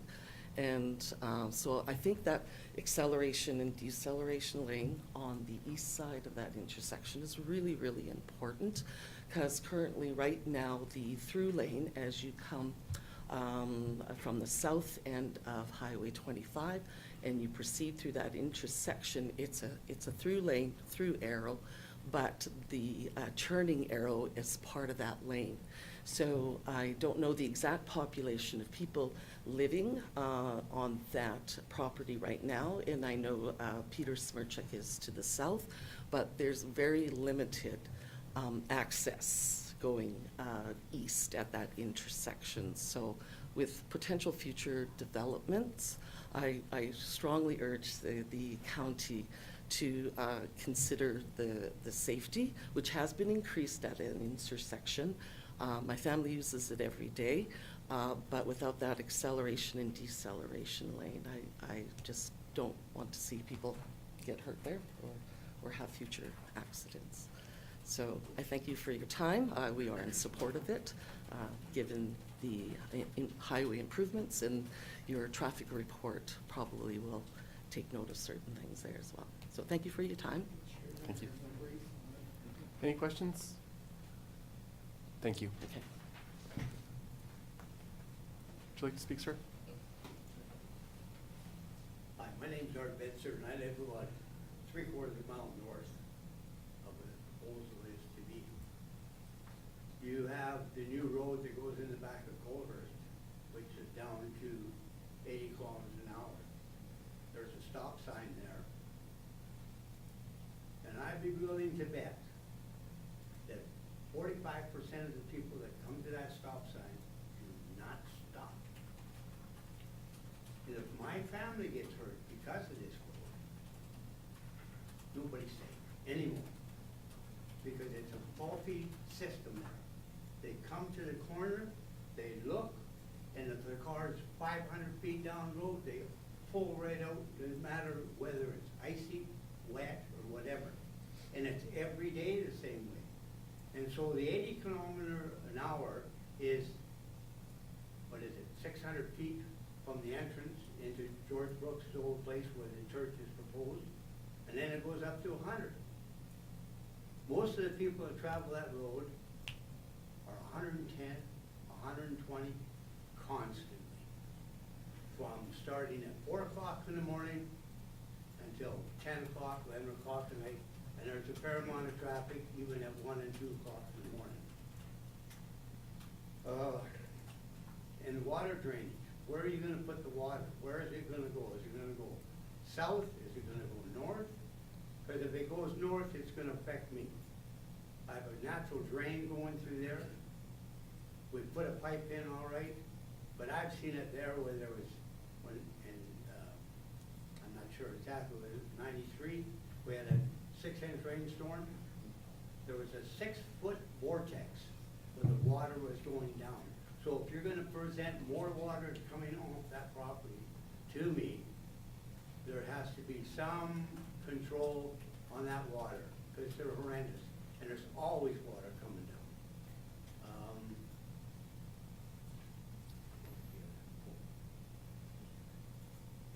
And I guess the biggest point we have is the traffic. There's no control on traffic. The police come early in the morning and late at night. And what do? Nothing. When it was proposed for the lumber mills to come there, and I asked that question, about a week after I asked that question, the RCMP came down, whether they're going north or going south, 500, 600 feet for our property. The siren would come on 500, 600 feet past our property, they'd go off and went on for 2 to 3 weeks and no more. So I do have a concern for traffic. Thank you very much. Thank you. Any Art Betzer. questions? Is there anyone else wishing to speak to the proposed bylaw?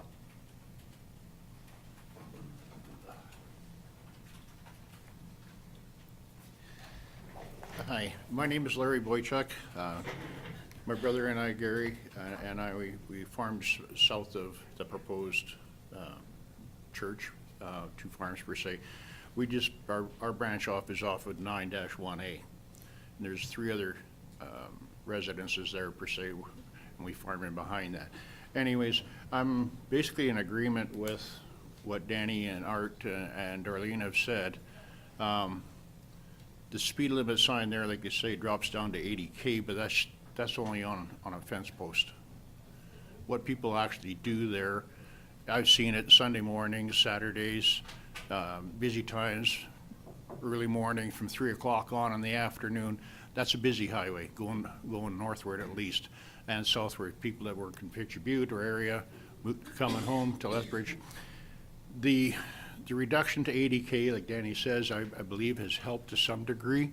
Awareness. Do people drop their speed? Not necessarily. There is a bottleneck there.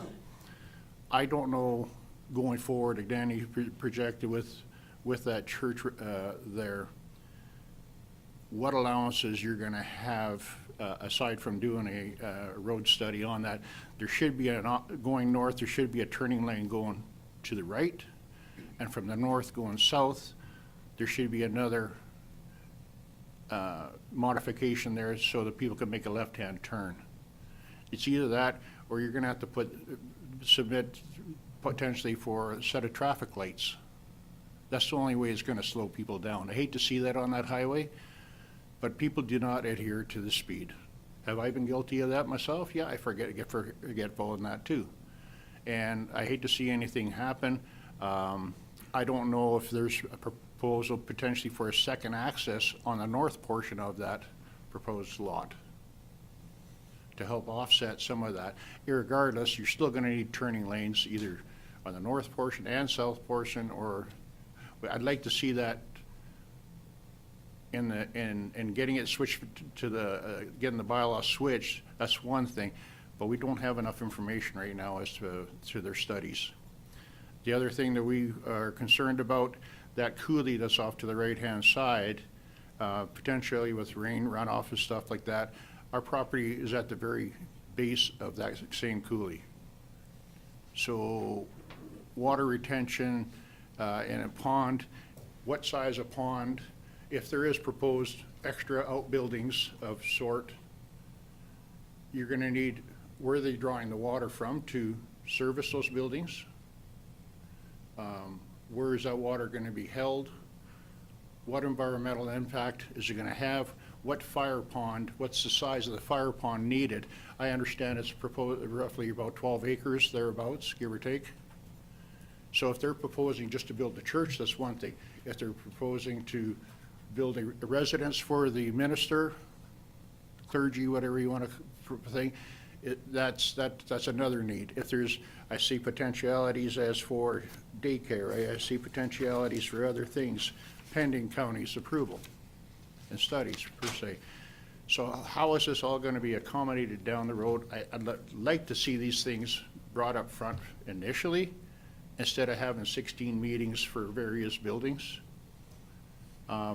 Taxation-wise, the church is exempt. I get that. Now, if they build a residence for the minister, is that exempt as well? Is that whole property exempt for your guys' benefit for the county?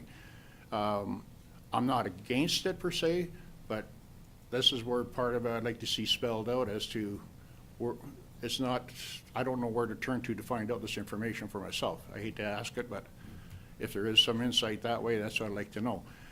Our biggest concern is the garbage that for construction. Same thing, we've had stuff blow down into the river valley from there. Erosion based on water runoff. So there's lots of things there as to, like I say, environmental study. Are they going to put pond liners in? What size of pond? What size of pond is going to accommodate for irrigating the lot? What size of pond is required for fire prevention? There is a pond on the adjacent piece of property, but that's on the adjacent. in a fire situation, I'm sure the fire department would just utilize it anyways, but it should be self-serving.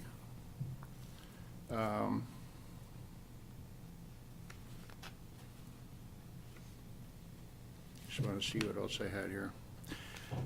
With that increased traffic potentiality, and like Danny proposed, like for futuristic, whether it be 200 members, 100 members, or 500 members, there's going to be, it's just going to, what's the word I'm looking for? Expedite the need for safety. We notice that coming off of 91A, there is a bit of a slope there. It's not on that map. That's just coming south. It's a bit of a molehill and dips down. So our access going on to turn left onto highway, to go south on Highway 25, you really have to pay attention as to what's going on there. That roadway, our access, there isn't enough of a right-hand lane turning to go into onto 91A, off going north on Highway 25. And same sort of thing, we're at the end of that steel median that's in the middle of the road there. That's just immediately north of that. So whatever's going to happen north of us is also going to happen south to south. It's kind of like a domino effect. And we're having challenges now, Sunday mornings, Saturdays, Fridays, long weekends, especially the amount of impact on traffic is just huge. And like I say, in the winter, when times like the winter time, you really got to pick and choose as to when do you access onto that highway.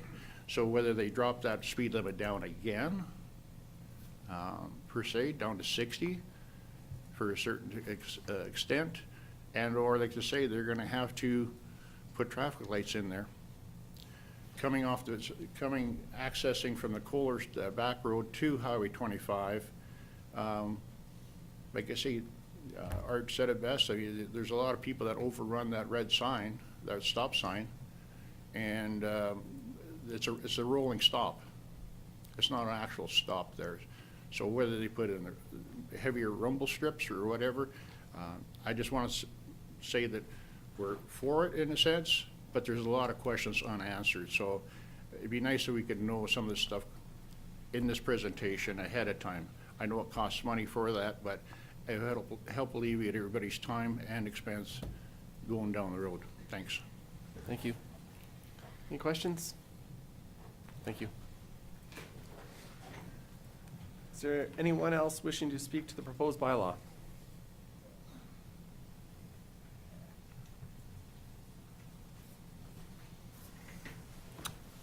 Hello, I'm Bert Van Heerden. Just first of all, I want to thank everybody for their general support of the project. It's good to hear, and I believe that the concerns being raised are generally there, can be alleviated. One of them that I just want to address is the storm sewer pond. That would be a calculated assessment on what size based on water flow, whatever it's going to need. So we are proposing the pond. As far as the traffic, I just want to address that. As far as the traffic assessment, it's something that we have right in there, that we are willing to do the traffic assessment. It's going to be, of course, the time, and I think we are comparing it to the proposed or the original lumberyard. This, I believe, in times of high traffic would greatly decrease from my perspective, what I could see. But we'll see once I'm not the one that decides that, so we're willing to leave that open to what the traffic assessment basically says. So, and if it does require the extra turning lane, I can see the merit of that as well, having extra turning lane being safe, even if it is just on a Sunday morning that we heavily use that. It's something that the traffic assessment will definitely look at. The other thing I just want to address, comparing the property as a whole, in regards to the community, it being, generally being country residential, this suits a lot better to the area than what a lumberyard would do. So from that perspective, I say it's a big plus for the community. Also, we plan on having playgrounds, different areas that could be accessed from outside. It's a community event. It's for the community, working with the community. We're an open-minded church to be able to work with people as far as that goes. So that's just the one word. So, Thank you. Are there any questions? Is there anyone else wishing to speak to the proposed bylaw? Morning. My name is Tyler Watmo. I'm the tenant directly to the north of the proposed church on the southwest there. That's my stack of straw bales there. My concerns, of course, are the added traffic, which I think we've addressed. Number two would be my ability to farm, as long as there's no restrictions on if I'm out there on Sunday farming and I'm getting phone calls and complaints because I'm farming on Sunday. And my other concern is if they're planning on putting a school, a daycare. So the church is one thing. Sunday traffic is not great for this road. It's so busy. But if they're having a school there, that adds traffic to that intersection every day of the week. So yeah, just safety is a concern on that intersection because of the increased traffic. And as long as, if I don't have restrictions on my ability to farm, I don't want anyone phoning me and complaining. Right. Thank you. Any questions? Thank you. Is there anyone else wishing to speak to the proposed bylaw? I'll ask a final time. Is there anyone wishing to speak to the proposed bylaw? Seeing none, I would ask for a motion to close the public hearing. Mark? Thank you, Mr. Chair. I move we close the public hearing. Mark has moved to close the public hearing for bylaw 24-017 at 11:39 this morning. Is there any discussion? Call the question. Those in favor? Opposed? That's carried. Can resume our public meeting at 11:39. And with that, I will turn to you, Hillary. Do you have anything you'd like to add? No, I guess just to reiterate a couple of the comments that I had previously is that we have recommended that this bylaw be approved on the basis that obviously they would have to do a traffic impact assessment and stormwater analysis at the time of development, which is typical county practice when it comes to development. But I would leave that at, because this is a direct control bylaw, it's obviously more at council's discretion to determine when they would require those things. But our recommendation would be that those items would be addressed at the time of development in consultation with Alberta Transportation and any other external agency. That's it. Thank you, Hillary. I would open up to council for any questions or discussion. With John first. Thank you, Mr. Chair. Hillary, just obviously we heard a lot of concerns about traffic, and I appreciate and understand that. That particular road, if I understand correctly, is under Alberta Transportation's jurisdiction, not ours.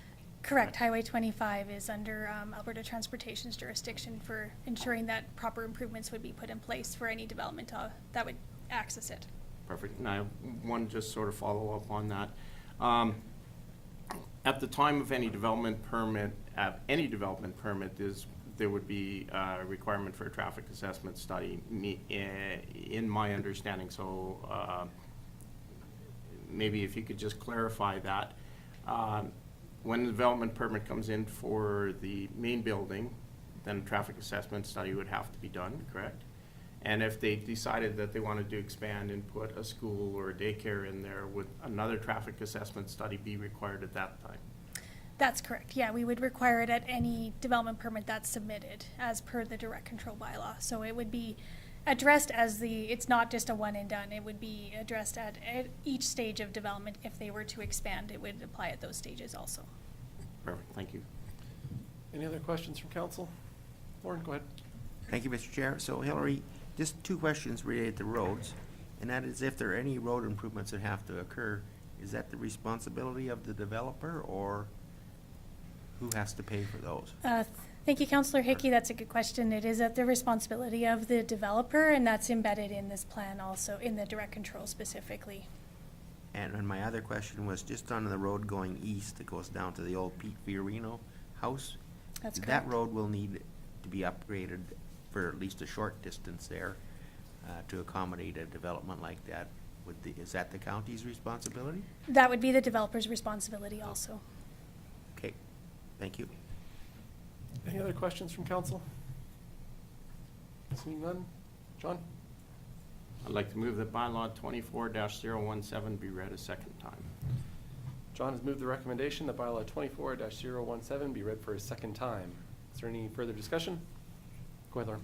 Thank you, Mr. Chair. While I do like the development, it's just I'm concerned about the traffic impact. And I don't know whether it's fair to go ahead and issue a development or issue this change without having completed the traffic assessment. It could be a very potentially expensive thing for you to undertake. I guess I'm kind of concerned about forcing you to go ahead and change things and then go ahead and have to make a huge investment to finish off the project. I'd feel more comfortable if it was done the other way around. If it was done ahead of time, and then you would know for sure if you want to go ahead with it or not. Thank you. Thank you, Lauren. John has moved the recommendation that bylaw 24-017 be read for a second time. Is there any further discussion? I'll call the question. Those in favor? Those opposed? That's carried. And third reading. Mark? Thank you, Mr. Chairman. I move that bylaw 24-017 be read a third time. Thank you, Mark. Mark has moved that bylaw 24-017 be read for a third time. Is there any further discussion? I'll call the question. Those in favor? Those opposed? That's carried. Thank you very much, Hillary. Thank you, everyone. Mr. Chairman. Let's take a quick couple-minute recess, and we'll get our 11:30.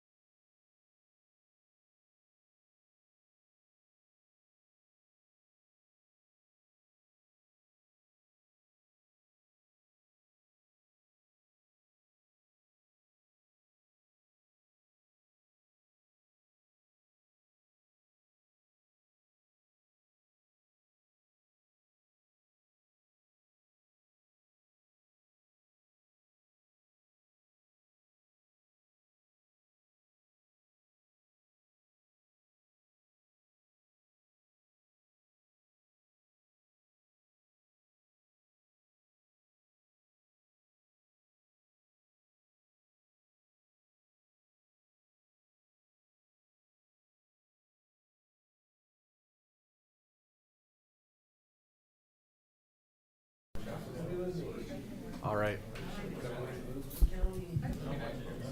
Okay, everyone, we'll call the meeting back to order at 11:52 a.m. this morning. We can move in our agendas. Item F, delegations. We have an 11:30 a.m. with delegation with the City of Lethbridge. Mayor Hyggen and Government Relations Manager Gerald Gauthier are here with a physician recruitment initiative. I see you've also brought some other members of the council along with and the team. So without further ado, the floor is yours. If you'd like to come up and start whenever you'd like. I'll apologize. We had 3 public hearings, as I'm sure you saw, ran a little bit late, so I'm sorry to keep you guys waiting. Thank you for your patience. And like I said, the floor is yours. Thank you, Revan. And you're talking to politicians, so you know when you're over time, no worries whatsoever. It's something that happens on a pretty regular basis. So thank you very much.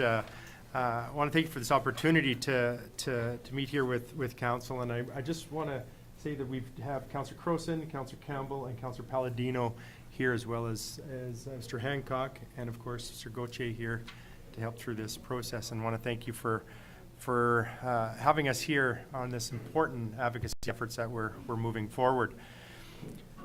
And of course, the need, as we see on the screen here, it's to talk about the need for physician recruitment advocacy in our region and how we can work together with those advocacy efforts. So, now who's running the slides? So, oh, yeah, perfect. Yeah. All right. So our presentation today is going to cover Lethbridge's recently updated advocacy plan, recent developments that we have had a positive impact on physician recruitment within our communities, the current challenge that we're facing, why this issue is so important to not just ourselves but to Lethbridge County, and what we are requesting today. So in July of 2024, our council updated our physician recruitment advocacy plan to focus on physicians in specialty areas because of recent or pending departures of key specialists. And of course, we know that not just those in specialty services, but this is a focus on those specialty services. As there are a number of specialty areas in Lethbridge that require recruitment, it's important that we address this challenge by encouraging, supporting provincial efforts so it does not become more of a challenge than it currently is. We recognize that when the Lethbridge Hospital gets a specialty doctor, the whole region gets a specialty doctor, and this, of course, is why we're here today. We believe that physician recruitment in our region will be more effective with a collaborative effort. And previous partnerships and collaboration contributed to the establishment of the Rural Medical Education Program Training Center at the University of Lethbridge, which is absolutely amazing to see that we're going to have that within our community. So there is progress being made.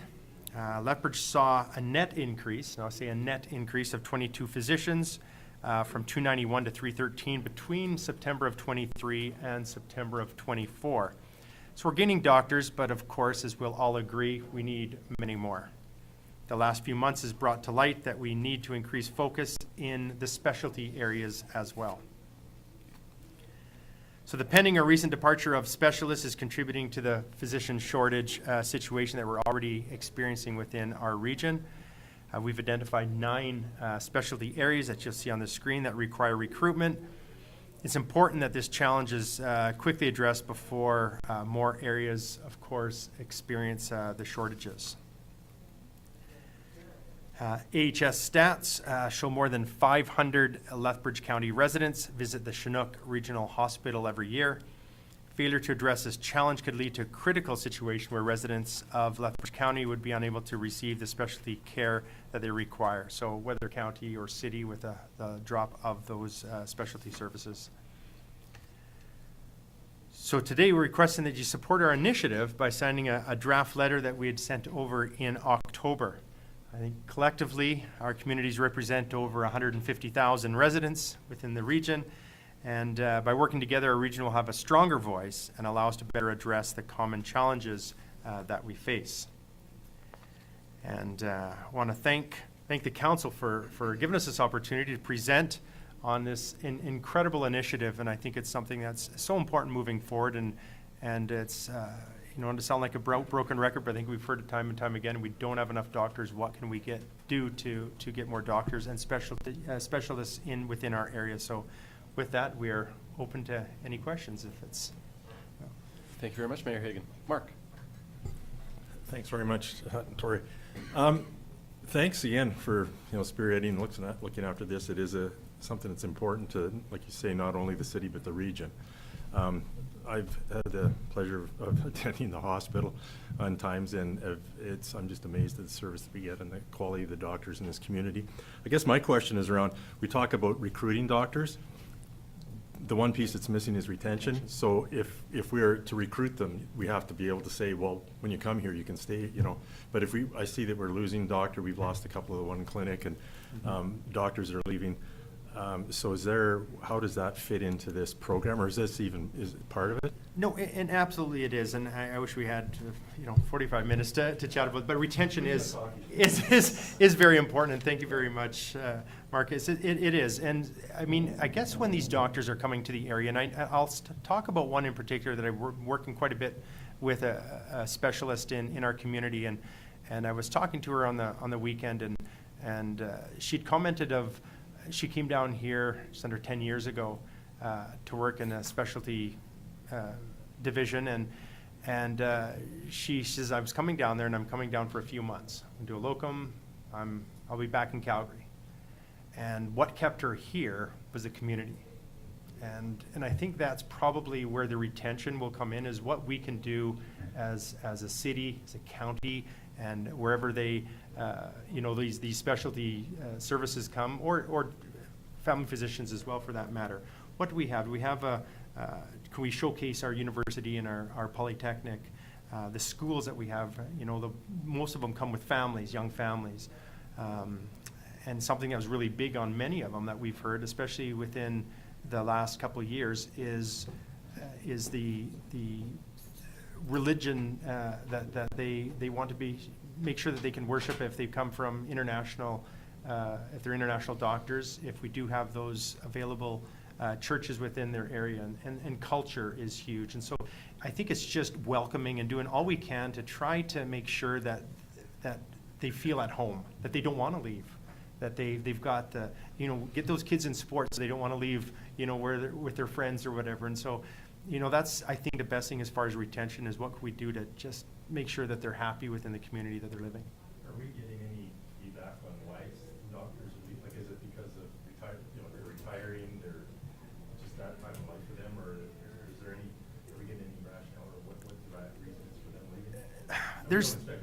You know what, there's many reasons, and I've heard everything from, I love Kelowna. It's a beautiful area. It's a place that I wanted to end up finishing my practice at one time or another. From family change. I know we saw two doctors here. This is a couple of years ago that left, and one was a family member had passed, and they went to take care of a family member. Like there's multiple different reasons, and I wish you pinpoint all of them, but I think what our role is to really just make sure when they're here, they don't want to leave because they don't have the facilities that they want as far as for family and stuff, and that if there's a reason that they're leaving, they do move around, that it's not something that we have done to make that happen. No, I wasn't, Yeah. Just curious to see if there was And sometimes we are part of the province, and so some decisions that are made at a provincial level, it cause that, and it's, a municipality or a county gets to sometimes feel that wrath at times, so. I've got John, and then I'll go to Lauren. Thank you, Mr. Chair. Thank you very much for coming with the presentation, and I wholeheartedly support this. This is an initiative that transponds our municipal boundaries. This is a regional issue, and I've spoken, and this council has spoken many times about collaboration and working together, and I think that this aligns very perfectly with our thought process on that, and it is a very, very important issue. So you definitely have my support. Well, thank you, and I just, to speak a little to that, John, I appreciate those comments, because we hear so often, if it's at RMA or at Alberta municipalities, it's working as a region. We hear the premier and ministers and MLAs, they say, what can you do? How does this work better for the region? Whenever we have an ask, it seems like that's what the response is, and so we need to really focus on that and what we can do as a region, because we absolutely support the work that the county's doing, because let's face it, he says you've got a lot of farmers that when farming is going well, guess what they do? They come to town, they shop in town, and so I think working together as neighbors is extremely important, and that collaborative effort will get us to where we need to be, I think. Thanks, Sean. Lauren? Thank you, Mr. Chair, and thanks for coming today, Mayor and councilors. First off, I'd like to say, as well as everybody else has, without working together, we're not going to be able to accomplish anything really as a whole. So I have two things I'd like to talk about, and that's there seems to be a change in how doctors practice medicine, and I don't mean by actual practicing, but how their business mode runs. They've kind of gone away from being in a clinic that they're a part of to just having an office and rely upon another company to provide everything else for them, and I don't know whether that's a good change for them or a bad change. And the other thing I've noticed with the Picture Butte doctor recruitment thing is when you sign up somebody as a doctor, getting them through the process to actually become a doctor in Canada is, I can't even describe how bad it is. It's just terrible what they have to go through to get the ability to practice. Thank you. And you're absolutely right, and thanks for that. And it's, again, we being a municipality, you look at some of the different regulations, if it comes from provincially or federally for that matter, and some of the different testing, and I know we have a level, and we want to maintain that level, and I couldn't agree more. And so, I mean, that's of importance. But yeah, no, it's this initiative is something that's excited me for quite some time, and at the same time, it's giving me heartache because you'll be positive for, and then you'll hear a retirement or a move, and it's always a challenge, but it's something that, again, I think working together we can definitely make a difference. Any other questions from council? I think I would just echo everything that's been said today. Thank you for your work on this. I think it really is a great example of how we're collaborating as a community. I think everyone's really pulling on the same rope here. I think that this one is one that really ties all of us together, and I think this is a great opportunity to work together, to advocate together, and I think we'll all benefit in the end. It's tough sledding, no doubt. There's a number of, I think as you spoke, a number of issues that are compounding to make attracting, retaining doctors challenging everywhere in the world right now, not just here, but again, thank you for spearheading, and just appreciate the work that's gone into this. Thank you very much. Go ahead, Lauren. Thank you, Mr. Chair. So I would like to make a motion to authorize Reeve Campbell to sign a letter to the Provincial Minister of Health in support of this project. Thank you, Lauren. Lauren has moved a recommendation to have the Reeve signature added to the letter provided by the City of Lethbridge, addressed to the Honourable Adriana LaGrange, the Minister of Health. Is there any further discussion? Call the question. Those in favour? Opposed? That's carried. Thank you very much. Thank you. Thank you Gerald, so much. Appreciate Brian, it. Nick, Thank you. Mark, We'll now walk across Linda. the street. Thank you. Is there a shuttle service?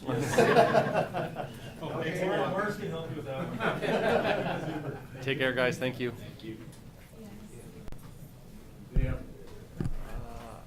My understanding is that lunch has arrived. If we could, Commerce, Candace, or where are we headed? Move over to Commerce, have a quick bite to eat, and then we're back here for a 1 o'clock closed session delegation. So with that, we can adjourn the meeting.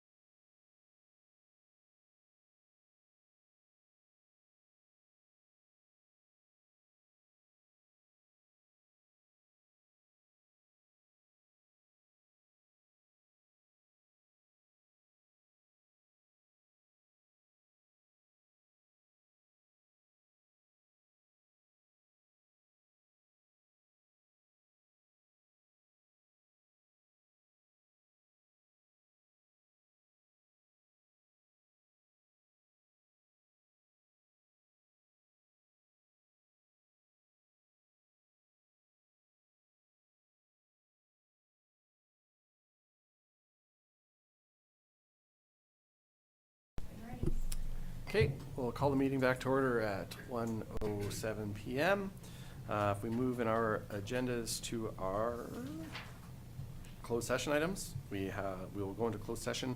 For our first item, a delegation, we have a 1 PM delegation with Fortis Alberta, FOIP Section 16, disclosure harmful to business interests of a third party. Could I please have a motion to enter a closed session? Claus?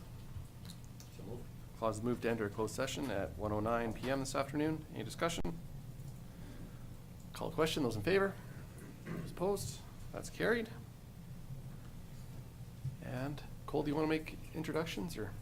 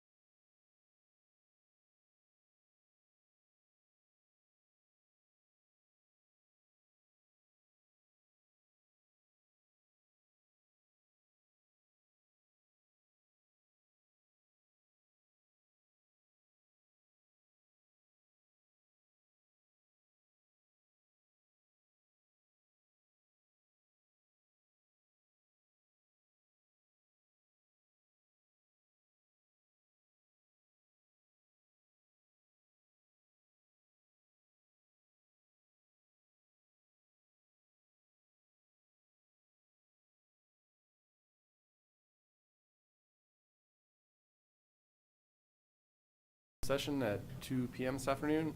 Any discussion? Call the question. Those in favor? Those opposed? So with our second in closed session item, the Eastern Industrial Transmission Pipeline, we have a proposed motion. Would someone be comfortable making that? Lauren? I will make a motion to expand $1.4 million to complete the project with some funds coming from the LGFF,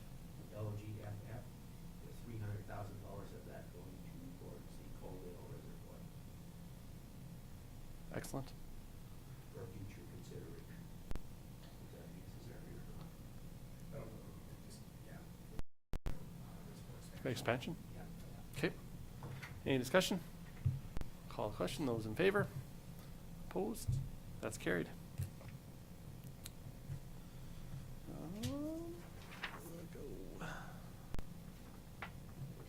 Correspondence?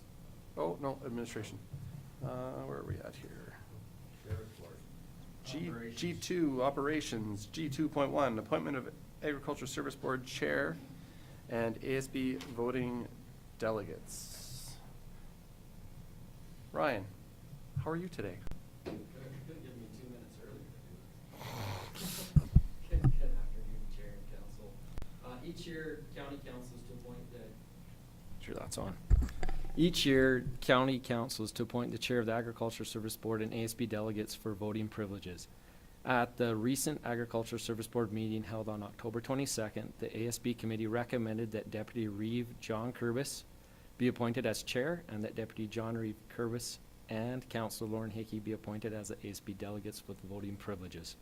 Recommendation being the County Council appoint Deputy Reeve John Curvis and Councillor Lauren Hickey as the ASB delegates with the voting privileges, as well as Council appoint Deputy Reeve John Curvis as the ASB chair for the 2024-2025 year. Thank you. I would open it up to any members of our ASB. Would you care to speak to the proposed motion or the recommendation, I guess, and maybe just how we got to there? Not to put anyone on the spot. Thank you, Mr. Chair. So at the meeting, when we came to nomination for the chair, Claus decided to step down from that role and nominated John, and he was a successful candidate. And Really excited? yeah. Oh, sorry, I forgot to mention that part, yes. And I was asked to be the vice chair. Thank you, Lauren. From your perspective, we're moving into multiple years behind us having members at large. What's been your guys' take on that? Has it been successful, and what would your take on that be? John, go ahead. I would say that I would consider the member at large to be overall successful. I think they bring a different perspective into the ASB meetings, and overall they contribute. And I think it just helps us keep a better lens on what it is that our ratepayers are saying out there. So. Thank you. Do you have anything else, Ryan? Nope, nothing further. Okay, Claus, go ahead. Yeah, thank you, Mr. Chairman. And I'd like to add to that, I think echo what John said, and just a question, are these 1-year appointments that we have? Or they were? Okay. Yeah, so as per the Ag Service, I should have stated this earlier, the ASB Act Section 3.2, the council is to determine the chair and the number of members voting status for the term of the office for the members of the board on an annual basis. Yeah, no, I meant actually with the members at large, how many, what their term was, whether it's a 1-year term or? I believe it was 2. Or was it 2? Okay. Apologize. Okay. Anything else on that? If not, how would you like to proceed? Claus. I'll move that the recommendation that County Council appoint Deputy Reeve John Curbis as the Agriculture Service Board Chair for the year 24-25. Okay, Claus move the first recommendation, the County Council appoint Deputy Reeve John Curbis as the Agriculture Service Board Chair for the 2024-2025 year. Is there any further discussion? Call the question. Those in favor? Those opposed? That's carried. And the second one, Claus? I'll make the second one too, that County Council appoint Deputy Reeve John Curbis and Lauren Hickey as Agriculture Service Board delegates with voting privileges. Thank you, Claus. Claus has moved that County Council appoint Deputy Reeve John Curbis and Councillor Lauren Hickey as the ASB delegates with voting privileges for the 2024-2025 year. Any further discussion? Call the question. Those in favor? Opposed? That's carried. Thanks, Ryan. G3 Administration, G3.1, the 2025 Council Meeting Schedule. Nicole. Thank you, Mr. Chairman. So just wanted to propose the 2025 council meeting schedule. So administration is recommending that the 2025 council meeting schedule be approved with one council meeting each for the months of January, March, July, August, and November, with January, March, and November being impacted by RMA spring and fall conventions, as well as January having the Ag Service Board convention that impacts our regularly scheduled council meeting. Thank you, Paul. Any comments, questions from council? Go ahead, John. We're looking for a motion? Please. Okay.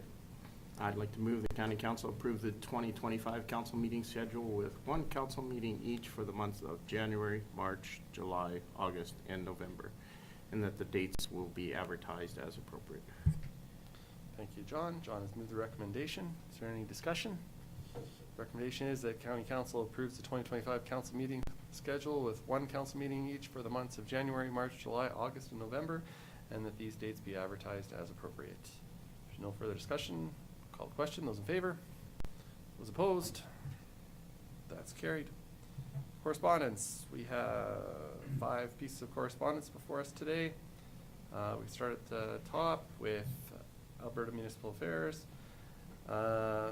Dear Chief Elected Officials, I am pleased to inform you that the Local Growth and Stability Grant, LGSG, has been launched. And the intake window is now open for eligible local governments such as yours to apply. First announced in Budget 24, the LGSG is part of government's commitment to support local governments in funding infrastructure projects that attract economic development opportunities and address growth pressures and the other unique or emergent needs in their communities. The program is developed in part with input from local government stakeholders. Budget 2024 includes $20 million for the first year of the program. You can read through the rest of what Minister McIver has for us there. There's an attached application form from Mr. McIver. I look forward to working with local governments to help build infrastructure that supports economic development and addresses growth pressures. As our first item of correspondence. Our second from Wheatland County, from the Office of the Reeve, Amber Link. Before you have a collaborative stance on FCM conference attendance, invitation for all municipalities to join. I'm writing on behalf of Wheatland County to explain our council's decision regarding attendance at the upcoming FCM, Federation of Canadian Municipalities Conference. After discussion and consideration, our council has chosen not to participate in this year's FCM conference.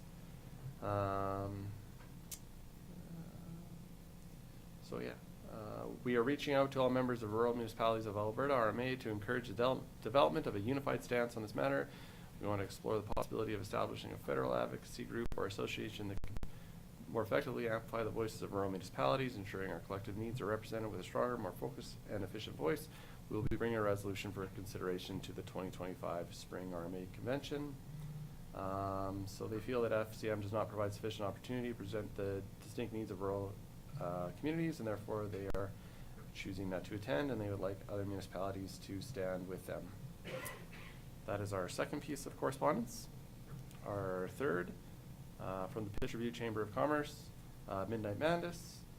The Midnight Madness Planning Committee, in conjunction with the Pitcher Butte and District Chamber of Commerce, are looking forward to celebrating late night shopping evening winter festival held on Friday, November 29th from 3 to 9 p.m. with some businesses being open till midnight. And then you could read down and all the other things that are happening with their Winter Wonderland Midnight Madness. Our fourth piece of correspondence from the Pitcher Butte Fire Department Awards Ceremony and Christmas Dinner. From the Pitcher Butte Fire Department. It's for their awards ceremony and Christmas dinner. Please join us for our annual awards and ceremony and Christmas dinner. Dress in your holiday best and join us for a celebration Saturday, December 7th. 5:30 for cocktails, 6 o'clock dinner served, and 7 for the awards ceremony. And then I believe on the same night, yes, the next piece of correspondence from the Cold District Emergency Services cordially invites you and a guest to their annual awards banquet on December 7th, 2024, starting at 6 o'clock as well. So those are our 5 pieces of correspondence. Candace, are you looking for confirmation? What do you need?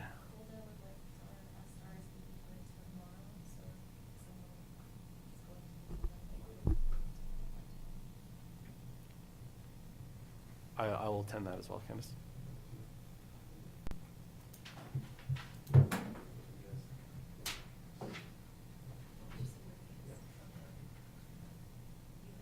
Please.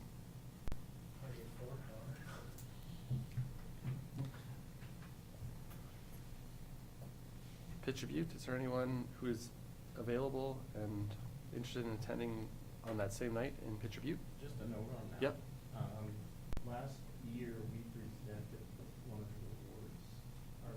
Is that happening again this year, or do we know? We have not been asked for anything. We haven't had those conversations, but maybe that's something we can discuss after too and make a bit of a plan. With those being on the same day, we can divide and conquer and figure out how to best navigate and support our partner municipalities.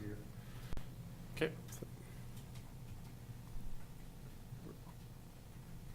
I think I can make that one. Okay. Anything emerging from the correspondence? If not, we can move down to our county council and committee updates.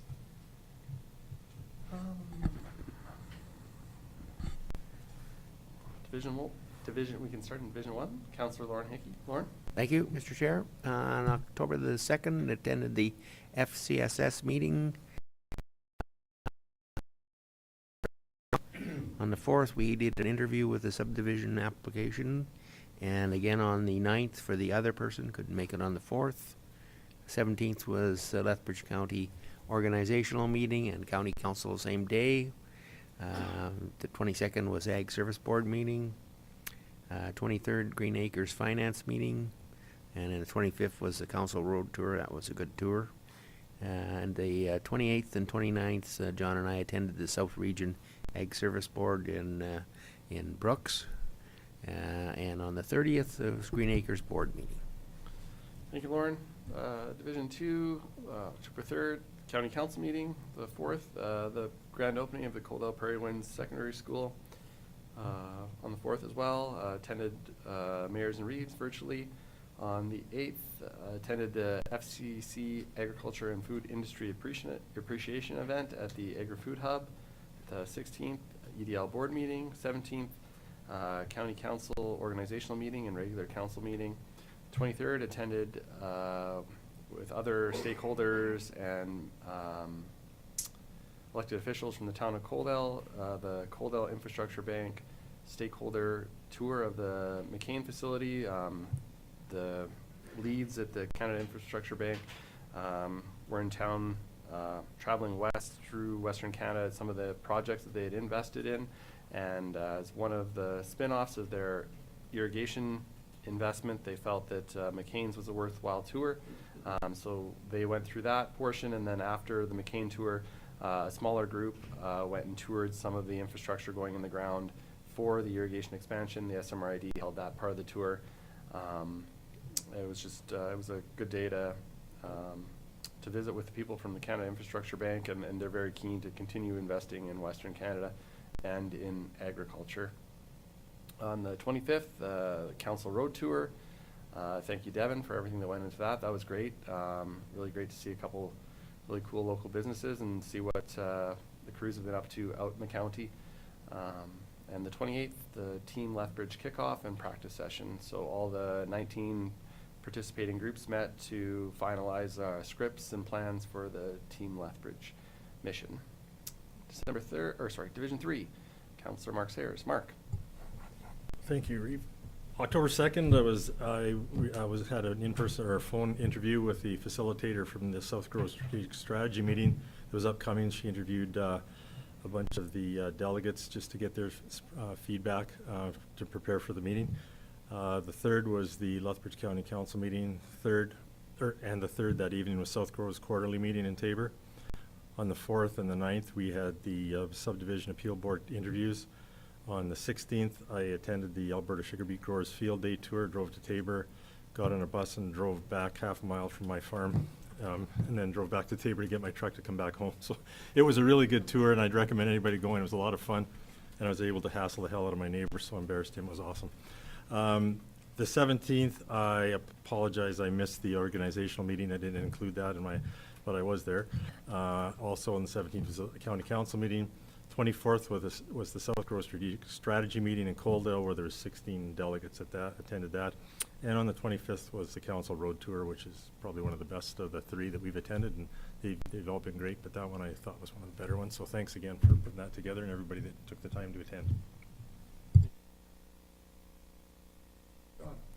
Thank you, Mr. Chair. On October 2nd, we had a monthly Community Futures Board meeting that was postponed due to Alberta municipalities. October 3rd was our regular council meeting. October 4th and 9th was the Subdivision Appeal Board interviews of candidates. And also on October 9th, we attended the Lethbridge Chamber of Commerce Award Dinner and presented the Business of the Year Award to Southland Trailers. That was as part of my role as chair of Community Futures, because Community Futures sponsored that particular award. Really happy to see that it was a Lethbridge County business that won, so that was an extra bonus. October 15th, a weekly meeting with the Community Futures Executive Director. October 17th, we had the organizational meeting and our regular council meeting. October 22nd, I attended the Agricultural Services Board meeting. 23rd was Community Futures monthly meeting, our regular meeting. On October 24th was a Lethbridge Regional Waste meeting.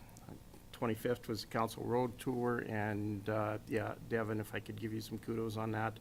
That was a very good tour. Very, very impressed on what we have out there for businesses in the county, and their commitment to being in the region is second to none. 28th and 29th, as Lauren stated, the two of us went to the South Region ASB conference in Tabor. October 30th, we had a IDP meeting with the town of Colehurst, and I had a weekly meeting with the Executive Director of Community Futures. Thank you, John. Division 5, Councillor Kevin Slum. Thank you, Mr. Chairman. I have a very long list, so bear with me. October 3rd, Lethbridge County Council meeting. October 25th, Council Road Tour, which I absolutely loved as well. Still figuring out, hopefully next week, that I can figure out where I'm supposed to all go for all this stuff, so thank you. Thanks, Kevin. Division 6, Councillor Klaus Vanderveen. Klaus. Thank you, Mr. Chairman. We got the October 3rd Lethbridge County Council meeting. The 4th, we had a Zoom meeting with SEWA. 17th, Lethbridge organizational meeting and the Lethbridge County meeting. And on the 18th, we also had a SEWA meeting again, the virtual one. 22nd was Agricultural Service Board, and then Lethbridge Regional Waste meeting, the 24th, and the 25th County Council Road Tour, and the 30th was Cole's IDP meeting. Thank you, Klaus. Division 7, Councillor Morris Eenstra. Morris. Thank you. On the 17th, Lethbridge County Organizational meeting, and 17th Lethbridge Council meeting, and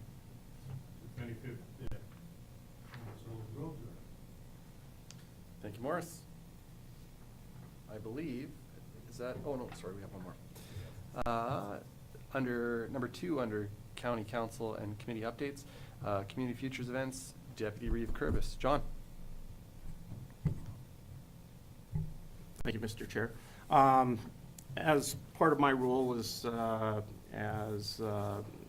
Board Chair of Community Futures, I have 2 upcoming meetings that will take me outside of the county, and per our travel requirements, I'm just looking for the blessing of council to do those. One of them is tomorrow at Okotoks, where the Southern Alberta Region chairs and managers have a quarterly meeting. And then on Saturday, there is a Pan West meeting, which is the overseeing federal government organization that oversees community futures in Western Canada, is having a chair meeting in Calgary. So I would just like to move that County Council allow me permission to travel outside of the council or the county for those 2 events. Thank you, John. Is there any further discussion? John has made that motion. There's no further discussion. I'll call the question. Those in favor? Opposed? That's carried. Can't hold it twice. Is that it? Did I get everything now, Candace? Okay, we have one more closed session item. We have Cole's CAO report. So I would entertain a motion to enter a closed session. John has moved to enter closed session at 2:21 this afternoon. Any discussion? Call the question. Those in favor?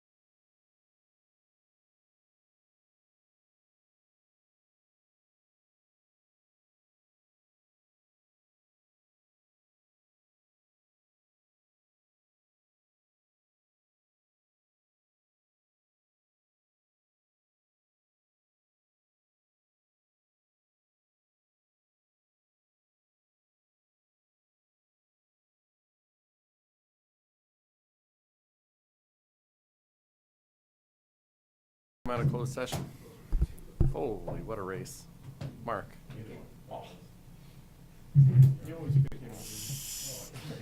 Longer arms. Mark has made a motion to come out of a closed session at 3:28 PM this afternoon. Any discussion? Call a question. Those in favor? Those opposed? That's carried. Whenever you're ready, Candace. Okay, we can resume our public meeting at 3:28 PM this afternoon. Rising from our closed session, we have two proposed motions. Lauren, I'll throw to you. Thank you. The first one would be to propose to transfer the balance of the provincial policing funds reserve of $474,749 to the commercial industrial land reserve. Thank you, Lauren. Is there any discussion? Call the question. Those in favor? Those opposed? That's carried. And the second one, Lauren? And propose that administration spend up to $1.5 million from the commercial industrial land reserve to be used to fund the purchase of land. Thank you, Lauren. Any further discussion? You're good with that, Cole? If there's no further discussion, I'll call the question. Those in favor? Opposed? That's carried. And if there's nothing else today, go ahead, Lauren. Did we not need a motion about the reserve?